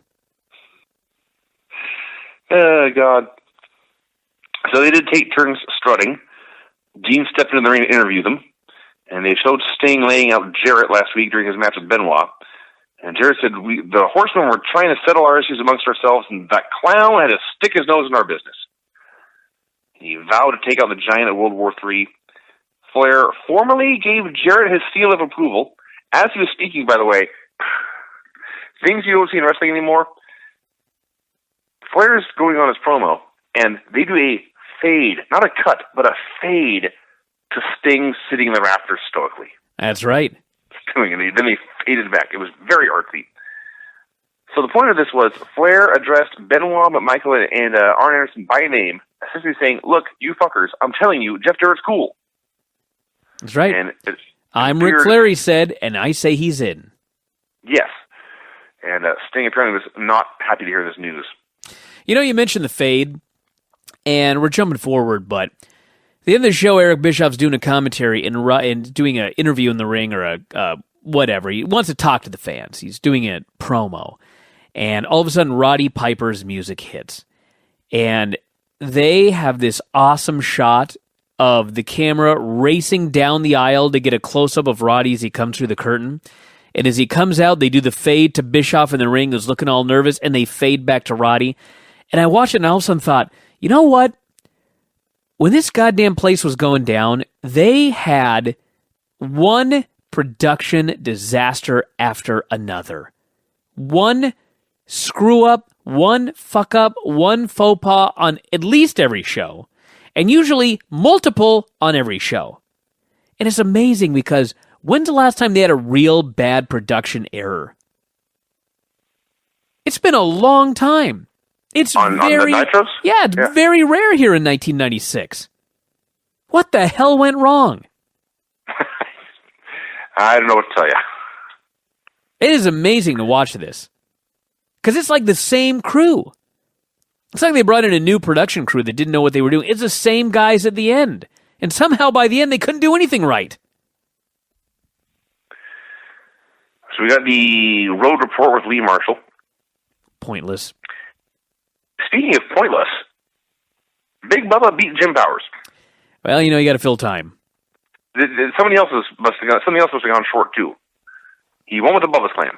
Well, the whole thing was they've got the 60-man battle royal for the World War III pay-per-view coming up, and they were So just... all 60 men must get TV time first? Yeah, they're just giving everybody TV time and saying, hey, maybe Big Bubba's going to win a shot against Hulk Hogan. Actually, which, looking at history, you can't rule that one out.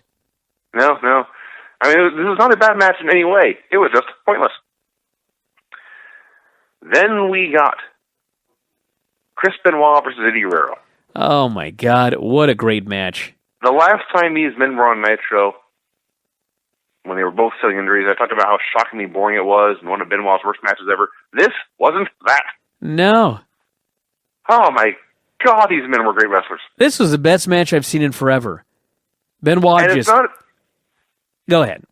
It's not as if they were doing anything super elaborate or complicated or anything we've never seen before. It's just that everything they did was done at an A+ level. Everything they did Chops, was awesome. the chops were great, the punches were great, the monkey flips were great, the judo throw was great. They did awesome wrestling. They did awesome brawling. They did awesome selling. They would do these spectacular high spots, and then Benoit would go down to the mat and he'd work over his arm.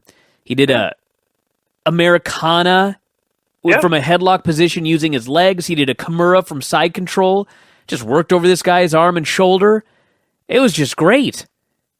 Now, the one thing that was not perfect was they went outside and Eddie Guerrero fired up with his Latino heat, and he started hitting Benoit in the back of the head so fucking hard over and over and over again. That I could have done without. But other than that, they had a great match, and unlike the Dean Malenko Ultimo Dragon match, they had a finish. Eddie Guerrero went for a Hurricane Rana. It was a great finish, by the way. Yeah, Benoit rolled through, pinned him. Eddie is making his big comeback. It's actually right around the same point where they do their brawl on the floor we were talking about, and Benoit actually had to hide behind a woman. That's right. To get a moment's respite. And it didn't matter, because Eddie threw him in the ring anyway and kept whipping his ass in there. So Eddie's on fire, he's got all the momentum in the world, and he tries a Hurricane Rana, and Benoit rolls through and then keeps on rolling all the way over into a sunset flip, and he pins him.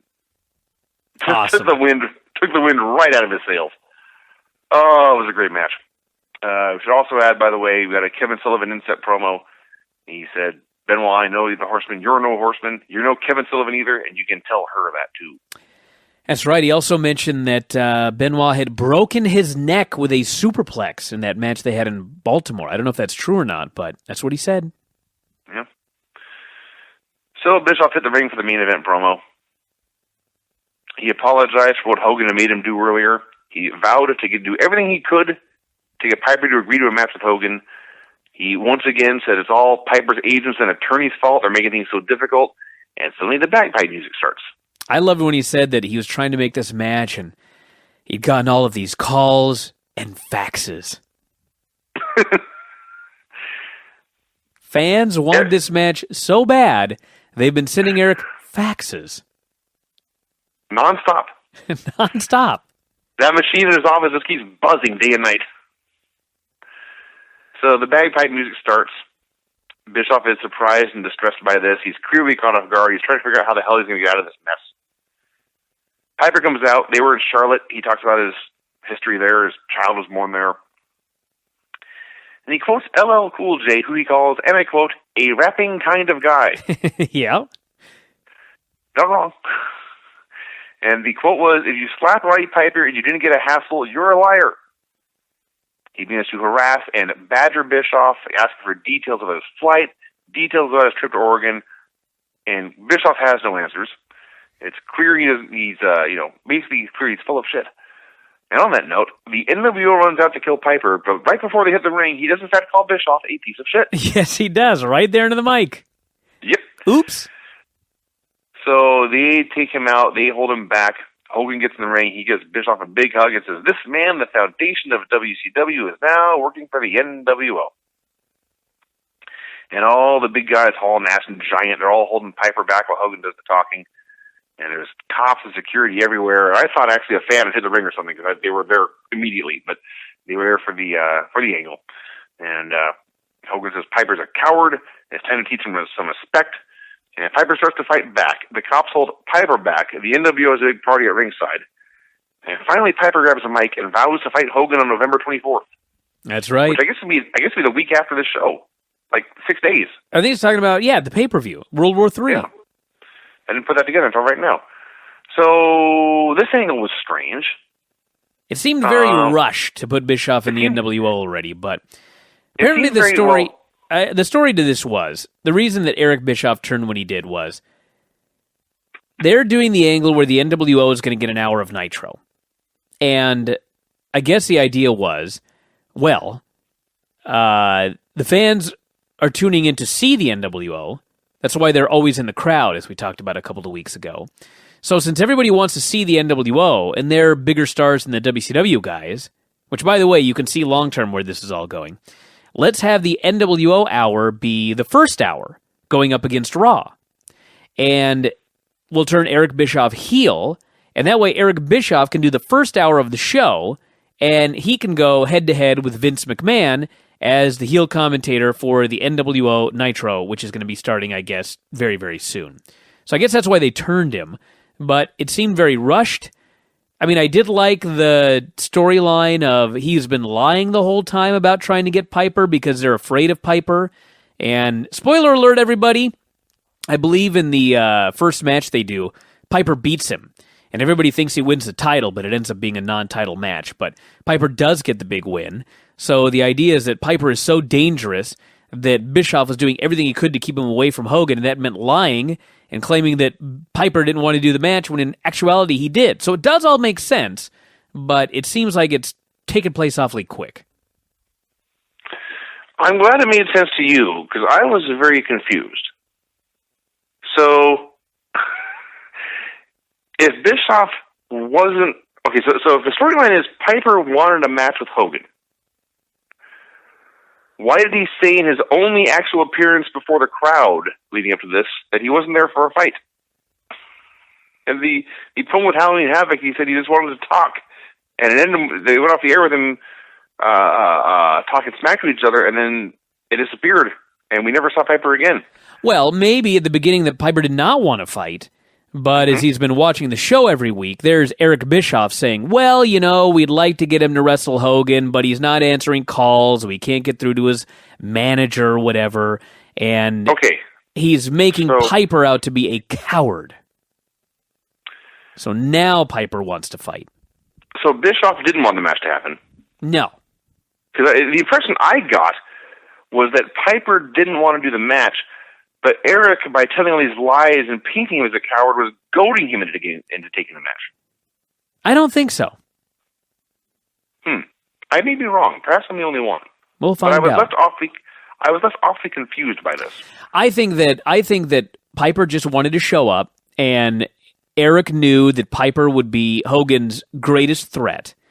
And so he didn't want the match, but as noted, there had been all of these phone calls, there had been all of these faxes, like, the fans really do want to make this match, and so in order to shut everybody up, he's making up this story about how Piper doesn't want the match, to try to you know, distract everybody and get them to forget about it. All right, well, that was Nitro. One way or the other, I guess we'll see, but yeah, Eric Bischoff is a bad guy now. Yes. We'll see where this goes. I know where it goes, but we'll all play along together. Nitro, number 63, also November 25th. As I had been saying earlier, they announced Roddy Piper had appeared at World War III, signed a contract to wrestle Hogan at Starrcade in December. They promised to show us the contract signing in its entirety, and they delivered. I liked it. All right. I thought it was a good contract signing. They announced that the Giant had been walking around with the U.S. title belt for months, but really, Ric Flair had been champion. However, due to Flair's injury, which was weeks ago, by the way, they were stripping him of the title and holding a tournament for a new champion. 30-day rule, dude. I guess he might have miraculously healed. I hadn't thought of that. They gave him 30 days. So, Arn Anderson versus Lex Luger in a tournament match. Okay, first of all, I don't know what ghetto building they were in, but they would get a lot of shots to the ceiling, and there were panels missing everywhere. Like the place was falling apart before our eyes. Second of all, what a lousy match. It was okay. That was pretty bad. It was kind of bad, but you know what? Anytime I can see Lex Luger working the arm, That's money. I would rather see Arn working in the arm. Arn was selling. Yes, Yeah, he was. They did do the match backwards. You're right. I mean, he was working the hammerlock, dropping knees on the guy's arm. I was entertained. So Giant appears in the crowd, cuts a promo on both of them, saying This is 14 minutes into the match, by the way. yes. This went very long. I'm not making this up. 14 minutes. So, yeah, Giant runs him down. He's holding the U.S. title, which looks absolutely tiny in his hands. It's like a toy. Yeah. And that Like was the not kids a would small belt. No. He called them backyarders playing wrestler, which I thought was funny. And here we are, 17 minutes into the show. They casually announce, oh, by the way, Giant won World War III last night. That seems important. So here's the finish they did. They go outside. Arn gets backdropped on the floor. And Lex is so angry that he puts him in the torture rack on the floor. And despite the referee's orders to get back in the ring, he stands there with Arn in the rack, and the ref returns to the ring and counts them both out. Now, I understand they did not want Lex to be U.S. champion. I don't know why, but they didn't. They didn't want to beat him either, so they had to find a screwjob finish. Could they not have found one that made Lex look like such a blithering idiot? That was a problem. That is a flaw. I won't lie. This, when it first began, I thought, oh, a tournament for a belt. I wonder if this will be better or worse than the WWE World Heavyweight Title Tournament. They open with this match, 15 minutes, which, by the way, was better than Roman Reigns versus The Big Show when they had their opening match that went 14 minutes. That's fair. But then, yes, they're fighting for the U.S. title. They end up outside. Luger, like an idiot, racks him in the aisle and gets counted out. Two of the biggest stars in the company eliminated from the tournament. Neither appeared to give a shit, and immediately they went to the back. The announcers are trying to sell it like that Luger had lost his mind and he's blind with rage and this, that, and the other thing. And that's why you didn't actually hear the count. I see. If that was the story, they did a poor job of demonstrating it. Absolutely. They told and did not show. Had clips from World War III of Ultimo Dragon beating Rey Mysterio to defend his 8 belts. Chris Jericho with one arm tied behind his back beating Nick Patrick. I heard that was actually really entertaining. I believe it. Just the still clips of Yes. Patrick's facials. His crazy bumps. Ridiculous. I like that Larry claimed this was not a fair fight because Jericho outweighed Patrick by 100 pounds. 100 pounds. And then you're looking at the clips, and Nick Patrick is clearly larger. Mm-hmm. He's outweighed, Jericho has him outweighed by negative 20 pounds, perhaps. And then the Giant had a match with Jeff Jarrett, and Sting attacked Jarrett from behind and helped the Giant win. The NWO came out for a boring 20-minute promo. Hey, it's not the opening segment. It was the third segment. Yeah, what a novel concept. Open with action. Yeah. Hogan wasn't out there, but pretty much all the other big names were. So Eric explains. A few months ago, I was powerbombed by Kevin Nash off a stage through a table. And I woke up the next morning and realized I could fight these guys or I could join them. And obviously he had chosen to join them. Coward. He said he was now the highest ranking executive in both WCW and the NWO. I like that the NWO apparently has a corporate chain of command. Well, hell, you know, they may have formed an LLC. They may have. Maybe they'll go public. Sure. He gave everyone in the locker room 30 days notice to trade in their WCW contracts. Oh, man. Let's imagine this is real. All right. Yeah. Wouldn't he be putting his own company, his other company, out of business? Well, I mean, okay, so WCW sucks, Sure. and the NWO is better. And so now he's going to do open enrollment. Anyone from WCW is allowed to join the NWO. Right. And by the way, the first person who accepted was Buff Bagwell. Yeah. He should have closed enrollment right there. I like that this deadline will expire apparently on a Wednesday evening when they have no TV show. So he's rambling on, and sure enough, the American males come out, and they appear to be disagreeing. Bagwell jumps in the ring, high-fives everyone. They welcome him with open arms. So last week I made a big speech about what a great babyface Bagwell was, and never mind. He just turned heel. I also noted... You mentioned that he turned on Riggs. I was about to. Oh. Well, he did. He went to say something to Riggs and dropped him with a neck breaker, and they all stomped him. I never realized how small Bagwell was until right here. Vincent was bigger than him. Bischoff was bigger than him. X-Pac was bigger than him. By bigger, you mean taller. Taller. Yeah. X-Pac was He's a shorter fella. I did not realize that. Yeah. Bagwell turns on Riggs, and everyone chants NWO. I thought, wow. It's the beginning of the end right here. The crowd was very pro NWO. Yes, they were. And that, by the way, was Bagwell's big turn. Yep. He had 2 disagreements, and then, screw this, give me a t-shirt. Well, you know, he'd been having some disagreements for a while. It did not come totally out of nowhere, but yeah, that was rushed. Riggs should have seen it coming. He was the idiot. Diamond Dallas Page versus Disco Inferno. Now, I just complained about Bagwell's turn coming out of nowhere and being rushed. This Page storyline is awesome. He has been a scumbag villain for years. But then he gets a cool move, and he wins lots of matches with it, and so people start to like him. Yes. Then the bad guys, because they think he's cool, they try to recruit him to their gang. But he points out lots of good reasons he has to be his own man.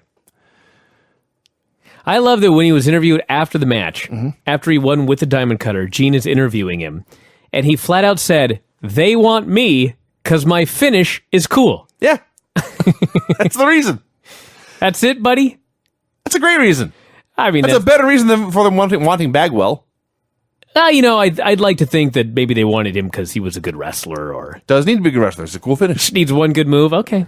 That is his whole story. This open enrollment is very... Well, yes, the watering down of the NWO is one of the dumbest things they've ever did. I'm just talking about how Page had a severe lack of confidence back then, which he no longer has. No.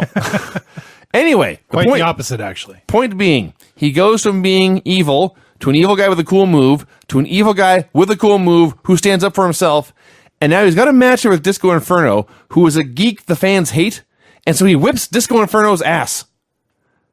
Disco got just enough offense to set up the comeback, and the comeback was just there to set up the Diamond Cutter, which everyone loved. So Page wins, everyone cheers. Then Gene goes to interview him, and he says everything we've already said. He also admits that, yes, Eric Bischoff was his neighbor. No one told him Eric Bischoff was in the NWO, and so they made him look dumb, so that's one more reason for him not to want to team with them. This one step at a time storyline with Page is awesome. Well, I sure hope it pays off. Well, let's see how it plays out. Yeah, let's see. I'm not going to read any observers to find out. Tony Pena versus Lord Steven Regal. Tony Pena. Yes. His sister is so hot. You know who Tony Pena is? I believe it was Aviano. It's Viano 4, Yes. which you should know by the big 4 A clue. left on his trunks. He stepped on my joke, dude. Tony Pena's sister is hot. Holly. Oh, my God. Thank God we Yeah. gave him a chance to finish that one up. I assumed there would be a gorgeous young actress named Pena I was not aware of. No. No. It's Holly Pena. I ever tell you about when I wrestled Los Vianos? every day. Ever tell you a story about I'm stunned there's not a giant photo of it in here. when he explained that he was... hey, I was going to put a painting, but... So, we're backstage. This is the only good part of the story. I don't even remember what happened in the match. I'm pretty sure they won, because the UWA tag team titles were on the line. And last I and checked on you were not a Wikipedia, champion? I was not a I UWA don't see it over in that case. World Tag Team so. Champion. But, so he's backstage unmasked, and we're getting ready, figuring out what we're going to do in the match. And this fucking guy's head, it's like Dusty. Yeah. It's just like carved totally to shreds. So we kind of are chit-chatting, and he mentions he's a dentist. That's right. And I said, so does anyone know that you're one of the Vianos? And he says, no. No one knows I'm a luchador. And I was like, oh yeah? I didn't say anything, but I thought, what the fuck do people think when they see you? Maybe he wears that headband with the Oh, you light just wear on it it. right over the top right there? Absolutely. I was like, wow. I'm pretty sure people know what you do for a living, buddy. A dentist. Yeah. Can you imagine that guy doing your teeth? With that head? If you think about this, if you didn't know he was a wrestler and you really thought he was only a dentist and you saw his head, you'd be like, keep that fucking drill away from me, buddy. It's the worst lawnmower accident ever. Jeez. Anyway, they had an awesome match with Lord Steven Regal. I was going to say, God, Regal was awesome here. Dude, both of them. Especially Regal. Tony Pena was a great wrestler. Regal was a great wrestler. He was a great seller. He was a great brawler. He was a great showman. Everything he did in this match was phenomenal. The announcers, by the way, before the match started, first they plugged the website, and then Shivani asked Larry, do you have the internet yet? In 1996, that was a perfectly valid question, but in 2015, it would not shock me if Larry Zbyszko still didn't have it. Oh, Vinny. I'm wrong. You've never had Larry on the show. I've heard that he's been on your Trust me, this man's got the internet. He's done got a lot of reading. YouTube. Yes. They were also saying William Regal is the last champion left in WCW. Right. Then one of them mentioned Dean Malenko, and Larry says, he's just a cruiserweight. Wow. And then Tony agreed with him. Man. Holy Christ. Buried the entire division, both of them. So Regal ruled. He gave Pena a comeback. Pena, being a villano, was much shorter than Regal, but he still managed to hit a reverse thrust kick to the head. That was awesome. And then Regal just hit a leg sweep and put him in the Regal stretch and won. A tremendous match. I loved it. Everything I want wrestling to be. Believable and entertaining. I know we talked about this every time Regal wrestles, but just the contrast in styles on this show between two wrestlers make for awesome matches. Yes. Not the matches where everybody's trained by Have the you same seen guy. Raw yet? There is no cookie cutter. Have you seen Raw? Yeah. Oh, man. Wait till you see Raw, Vinny. There's a clash of styles on that show. I see. Well, Not as good as this one. no, not even close. What are you talking about? Mark Henry versus Neville? Dude. That is the clash of styles. That's a clash of styles. But yes, this one Yeah. was better. Thank you. Thank you Lot for better. the affirmation. This one was much better. If I put those two matches side by side, Yeah. 95% would pick this one. Are the other 5% Mark Henry? Other 5% are on deathvalleydriver.com or whatever that website was. Big Mark Henry fans. I see. I don't know if it was them. I think it was. Well, no, I was going to say, many, many years ago, it might have been them, but you sent me a link to a long, elaborate discussion that was not a joke in any way. A group of people having serious arguments and debates about who had the best side headlock in wrestling. Yeah. Anyway, More power to him. yeah. Oakland interviewed Rick Steiner on the ramp. Rick came out of his mind as usual. He said he and Scott have been wrestling in Japan, but they were 100% WCW. Everyone booed. They did. You're right. Every time someone mentioned WCW, they were already booing the company. He said Sting's hanging out in the balconies and ambushing people. Now Bagwell has joined the NWO. But Lex is WCW and Piper's WCW and we're WCW too. And Oakland says, this is the biggest mess in company history. Just wait, dude. There is more to come. I'm glad you recapped that again because when I went back and was thinking about this Rick Steiner match, which is coming up here in a bit, where Sting comes out and he gives Rick the reverse DDT and allows Bubba to get the win. And I was like, okay, this doesn't make any sense. It doesn't make any sense in the storyline. And in hindsight, when you see where everything is going, it really doesn't make any sense. Why did he beat up Rick Steiner? Now I get it. Rick doubted him. It made perfect sense. Yeah, Rick said, this guy's not WCW. And so Sting was like, well, fuck you. Mm-hmm. He laid him out. Conan versus Eddie Guerrero in a U.S. title tournament match. A lot of short matches on this show, but they were good. As they were going to hour number 2, Tony Schiavone said, it is time to, this is a quote, take you now to hour number 2, the hour that set the precedent of hour number 2. And you know he's right. Hey, he is right. That is a factual statement. So he does his spiel, the pyro goes off, then, and this is actually very important as it would turn out, Tony leaves the ringside announce desk. He walks up the aisle to the faraway announce booth to join Mike Tenay and Bobby Heenan. Yeah. For those of you who don't know, There are two announce booths. well, that too. For those of you who don't know, Tony Schiavone and Bobby Heenan did not get along. Not a bit. From the opening segment, you could tell They did not like each other, did not want to work together, were not really going to work together. They were just going to bicker in every segment, really, for 4 years. Sounds like this show. Nuh-uh. So the match. Fun. They did some fun lucha. Conan hit a top rope suplex and made a cover. He pulls him up. Then he tried a power bomb, and you could tell the idea was that Eddie would counter it somehow. He was going to do a Rana or a head scissors Pal, or something. You know what? That's exactly what happened. Well, He countered it somehow. He countered it via gravity. They fell down in a heap, and he said, "Oh well, I'm on top," and he hit a cradle and won. Yeah. I love how Eddie, over the past 6 weeks, has built. He wrestled Benoit very early in Nitro. Benoit powerbombed him to death. Was it last week, the week that I missed? They wrestled again. Benoit Yes. went for the powerbomb. Eddie flipped over and got the pin. Yes.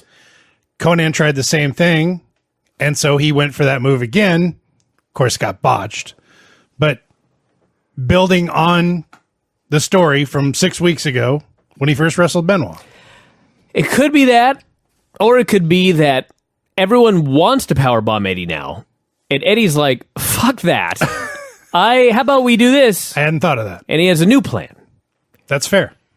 I just look at it from my own perspective. If Chris Benoit powerbombed me like that, I would come up with 1,000 ideas the next time somebody has to powerbomb me. I've got a counter. Yeah, how about you go for it, and then I'll just fall on you. Ha, that's great. And that's what they did. I still don't know what the reversal was. He lifted him up, and they both fell down. That was the reversal. And then Eddie pinned him. And he said, "Well, okay, I'll grab your head. They pin you."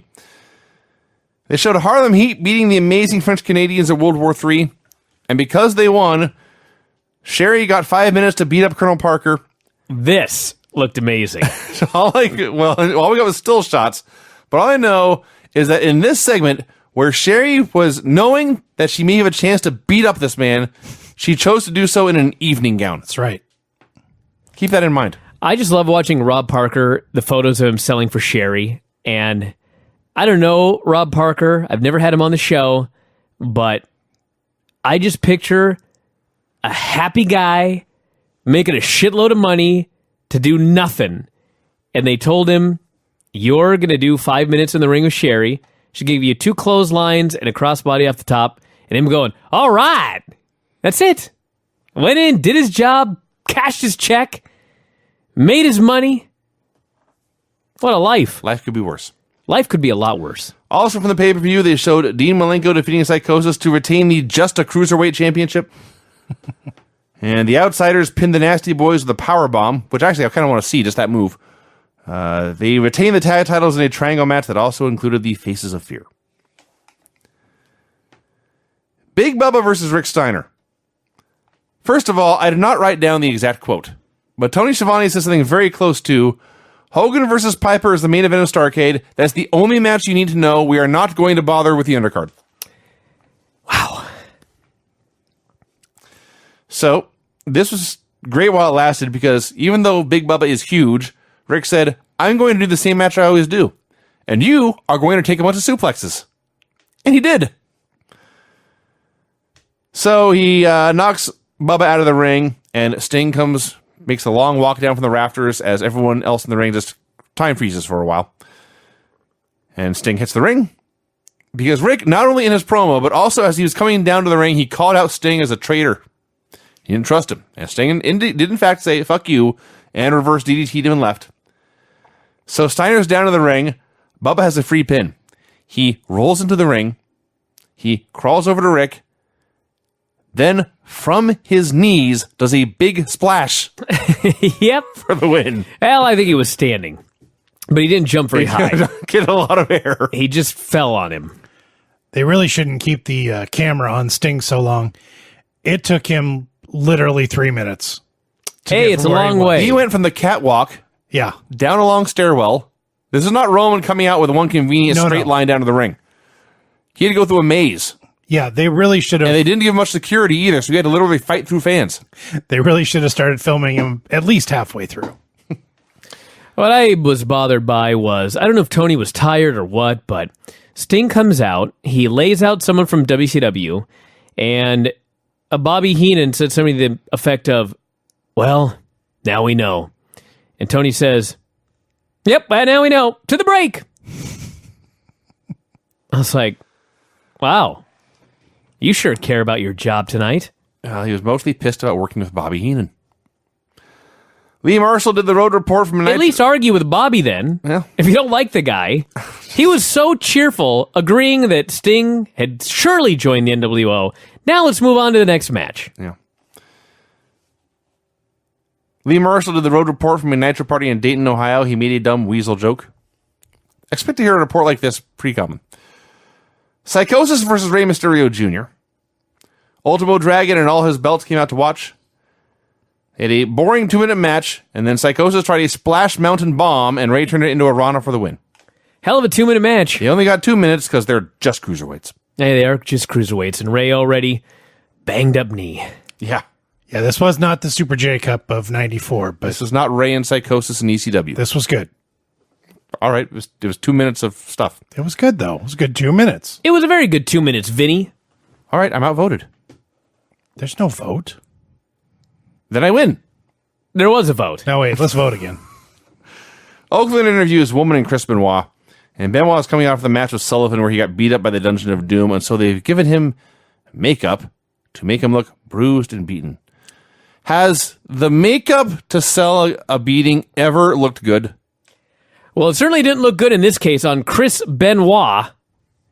It looked like a raccoon. Yeah, they completely engulfed his eye with black makeup. Yeah, I've had a black eye. It didn't look like this. No, Hey, you didn't have the whole Dungeon of Doom beating you up, dude. it was just Sullivan. So No, the whole Doom, the whole Dungeon of Doom. he explained the whole dungeon not been enough to take him out. Yeah, see? The whole dungeon couldn't take out one man. He warned Sullivan there's 2 ways to do this, the man's way and the coward's way. And he knew Sullivan had the power to get him out of the company, but he wasn't afraid of that. And I thought, imagine Chris Benoit fighting to stay in WCW. Well, I think what he was trying to say is, you have pull. So there's 2 ways you could do this if you don't like me. You can either find a way to get me fired, or you can fight me. Yeah. So he finished, and Woman let Sullivan know quite emphatically that it's over. Insider stuff. Yeah. They did live up to their word. They replayed the entire contract signing segment from the pay-per-view.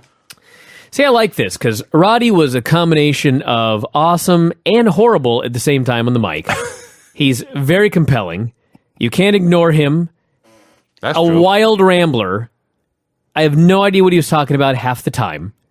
Was there a storyline when the $1 Million Man and Virgil broke up where Roddy Piper trained him to be a wrestler? Yes. There was? Roddy was doing commentary at the time, and I don't know if they ever did like angles in the gym or anything, but Roddy was a huge proponent of Virgil for going off on his own. I see. Which, considering how it went for Virgil, by the way, he did Virgil no favors. No. He's just yelling, I taught you to fight over and over here in this promo. And I was like, maybe for all the youngsters, you could remind us what the hell you're talking about here. But then I realized it's Roddy, and if we had to have him remind us of everything that he's talking about, this interview would never end. There was actually a point where Roddy got out the name and date of the pay-per-view, and Bischoff was so impressed, he laughed and thanked Roddy for getting all that right. And Roddy said, yes, I spent a lot of time memorizing that. Then he went off on whatever tangent he had. So, point of this was, Eric said, I have power of attorney for Hulk Hogan. I can sign this contract for him. But Roddy wanted Hogan to come out to sign it face-to-face. After a few minutes of ranting, Hogan obliged. He appeared, came out with the rest of the NWO. So, pretty much the whole gang was there. Giant, Hall, Nash, Six. No fake Sting. He's disappeared by this point. They're done with him. And Roddy demands, Piper, show everyone your hip. And Piper pulls up his kilt and shows his pasty white left leg. And Hogan says, no, your other hip. And Piper obliges and shows his pasty white right leg, which is a giant scar running down the side. Hogan says, you have had hip replacement surgery. You're a cripple. You're a gimp. I'm going to enjoy beating you at the pay-per-view. And he signs the contract. And Piper slaps him. And the Goon Squad grabs Piper. Hogan hits a bunch of punches. Piper's still fighting. So Hogan hits him in the bad hip with a chair. That actually looked like it sucked. I'm sure it did. They laid him out, which involved Hall dragging him around by the bad leg. I bet that sucked too. And they spray painted his leg. And Piper was still fighting, but he was so sad he could barely stand. The NWO disrespected him by just walking out of the ring. And that was actually awesome, I thought. So the storyline is Roddy Piper, the last hope for WCW, is a gimpy old man with a bad leg. Yeah. That's the storyline. But hey, he shall prevail. Sort of. Kind of. Alex Wright versus Jeff Jarrett. As usual, I have no idea what side of the fence Jarrett's supposed to be on. I don't either. I think he's supposed to be... He cuts babyface promos. Ric Flair likes him. The rest of the Horsemen don't. He hates the NWO, but apparently He's hates a everyone in definite WCW tweener. too. I was thinking everybody cheers Flair, no matter what dirty tactics he uses. So Jeff, in order to impress Ric Flair, does the dirty tactics, but he's still a babyface. This is very possible. Alex missed a kick in the corner, and Jarrett hooked the figure four and grabbed the ropes for the win. Maybe the Horsemen think he's a poser. They show the finish of World War III, including giant press-slamming Rey Mysterio out of the ring with one arm. I may have to go back and watch that. So it came down to Lex Luger alone against the Giant, the Outsiders, and Six. And he was able to get two of them out, and he also got Nash in the torture rack before apparently Giant came up and dumped both of them out to win. So Giant wins World War III. He wins the right to challenge Hogan. Now the question is, will he cash in that right, to coin a phrase, or will he choose to stay loyal to his leader? And they were saying they couldn't believe any man would turn down a shot at the World Championship. Come on now. Faces of Fear versus Harlem Heat. I gotta say, I was disappointed in the performance of my main men, the Faces of Fear. Although, let me take that back. I was disappointed in the match. This was quite a terrible match. These men are awesome. My new favorite spot, which they've started doing, is where Meng backdrops a man, and the Barbarian catches him and power bombs him. Yes, and It's so goddamn ugly, yeah. and that's why it's awesome. But they usually do it to smaller men. Dude, they can do it to This is Big the Show key. for all I care. There's a bunch of teams And that would make it better. There's a bunch of teams that have done this, but it's really one guy does a backdrop, and then as their victim is falling, the second man sort of gets in position and kind of guides them down to earth. Barbarian catches the man He catches the man. and then powerbombs him. usually stumbles around because the guy had been out of control. Yes. And then he just sticks him. Yes. But we've only Fucking seen great. it with like the American males. And we saw it with Booker T here tonight. Yeah, that was impressive. It was awesome. So last night, Sherry, knowing there was a good chance that she was going to get her chance to fight Colonel Parker that she wanted so badly, wore an evening gown.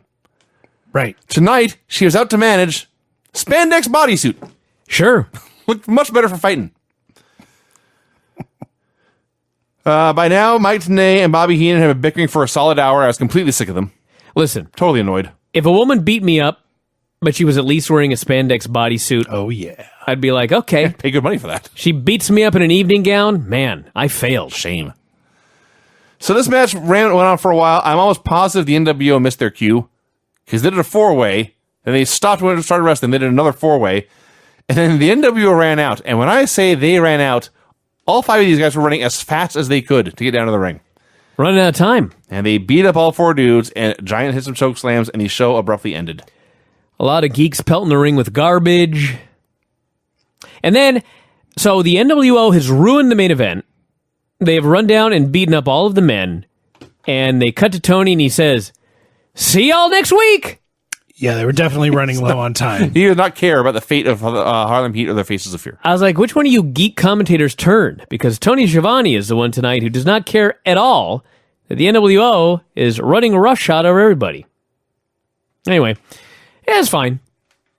Not a bad show.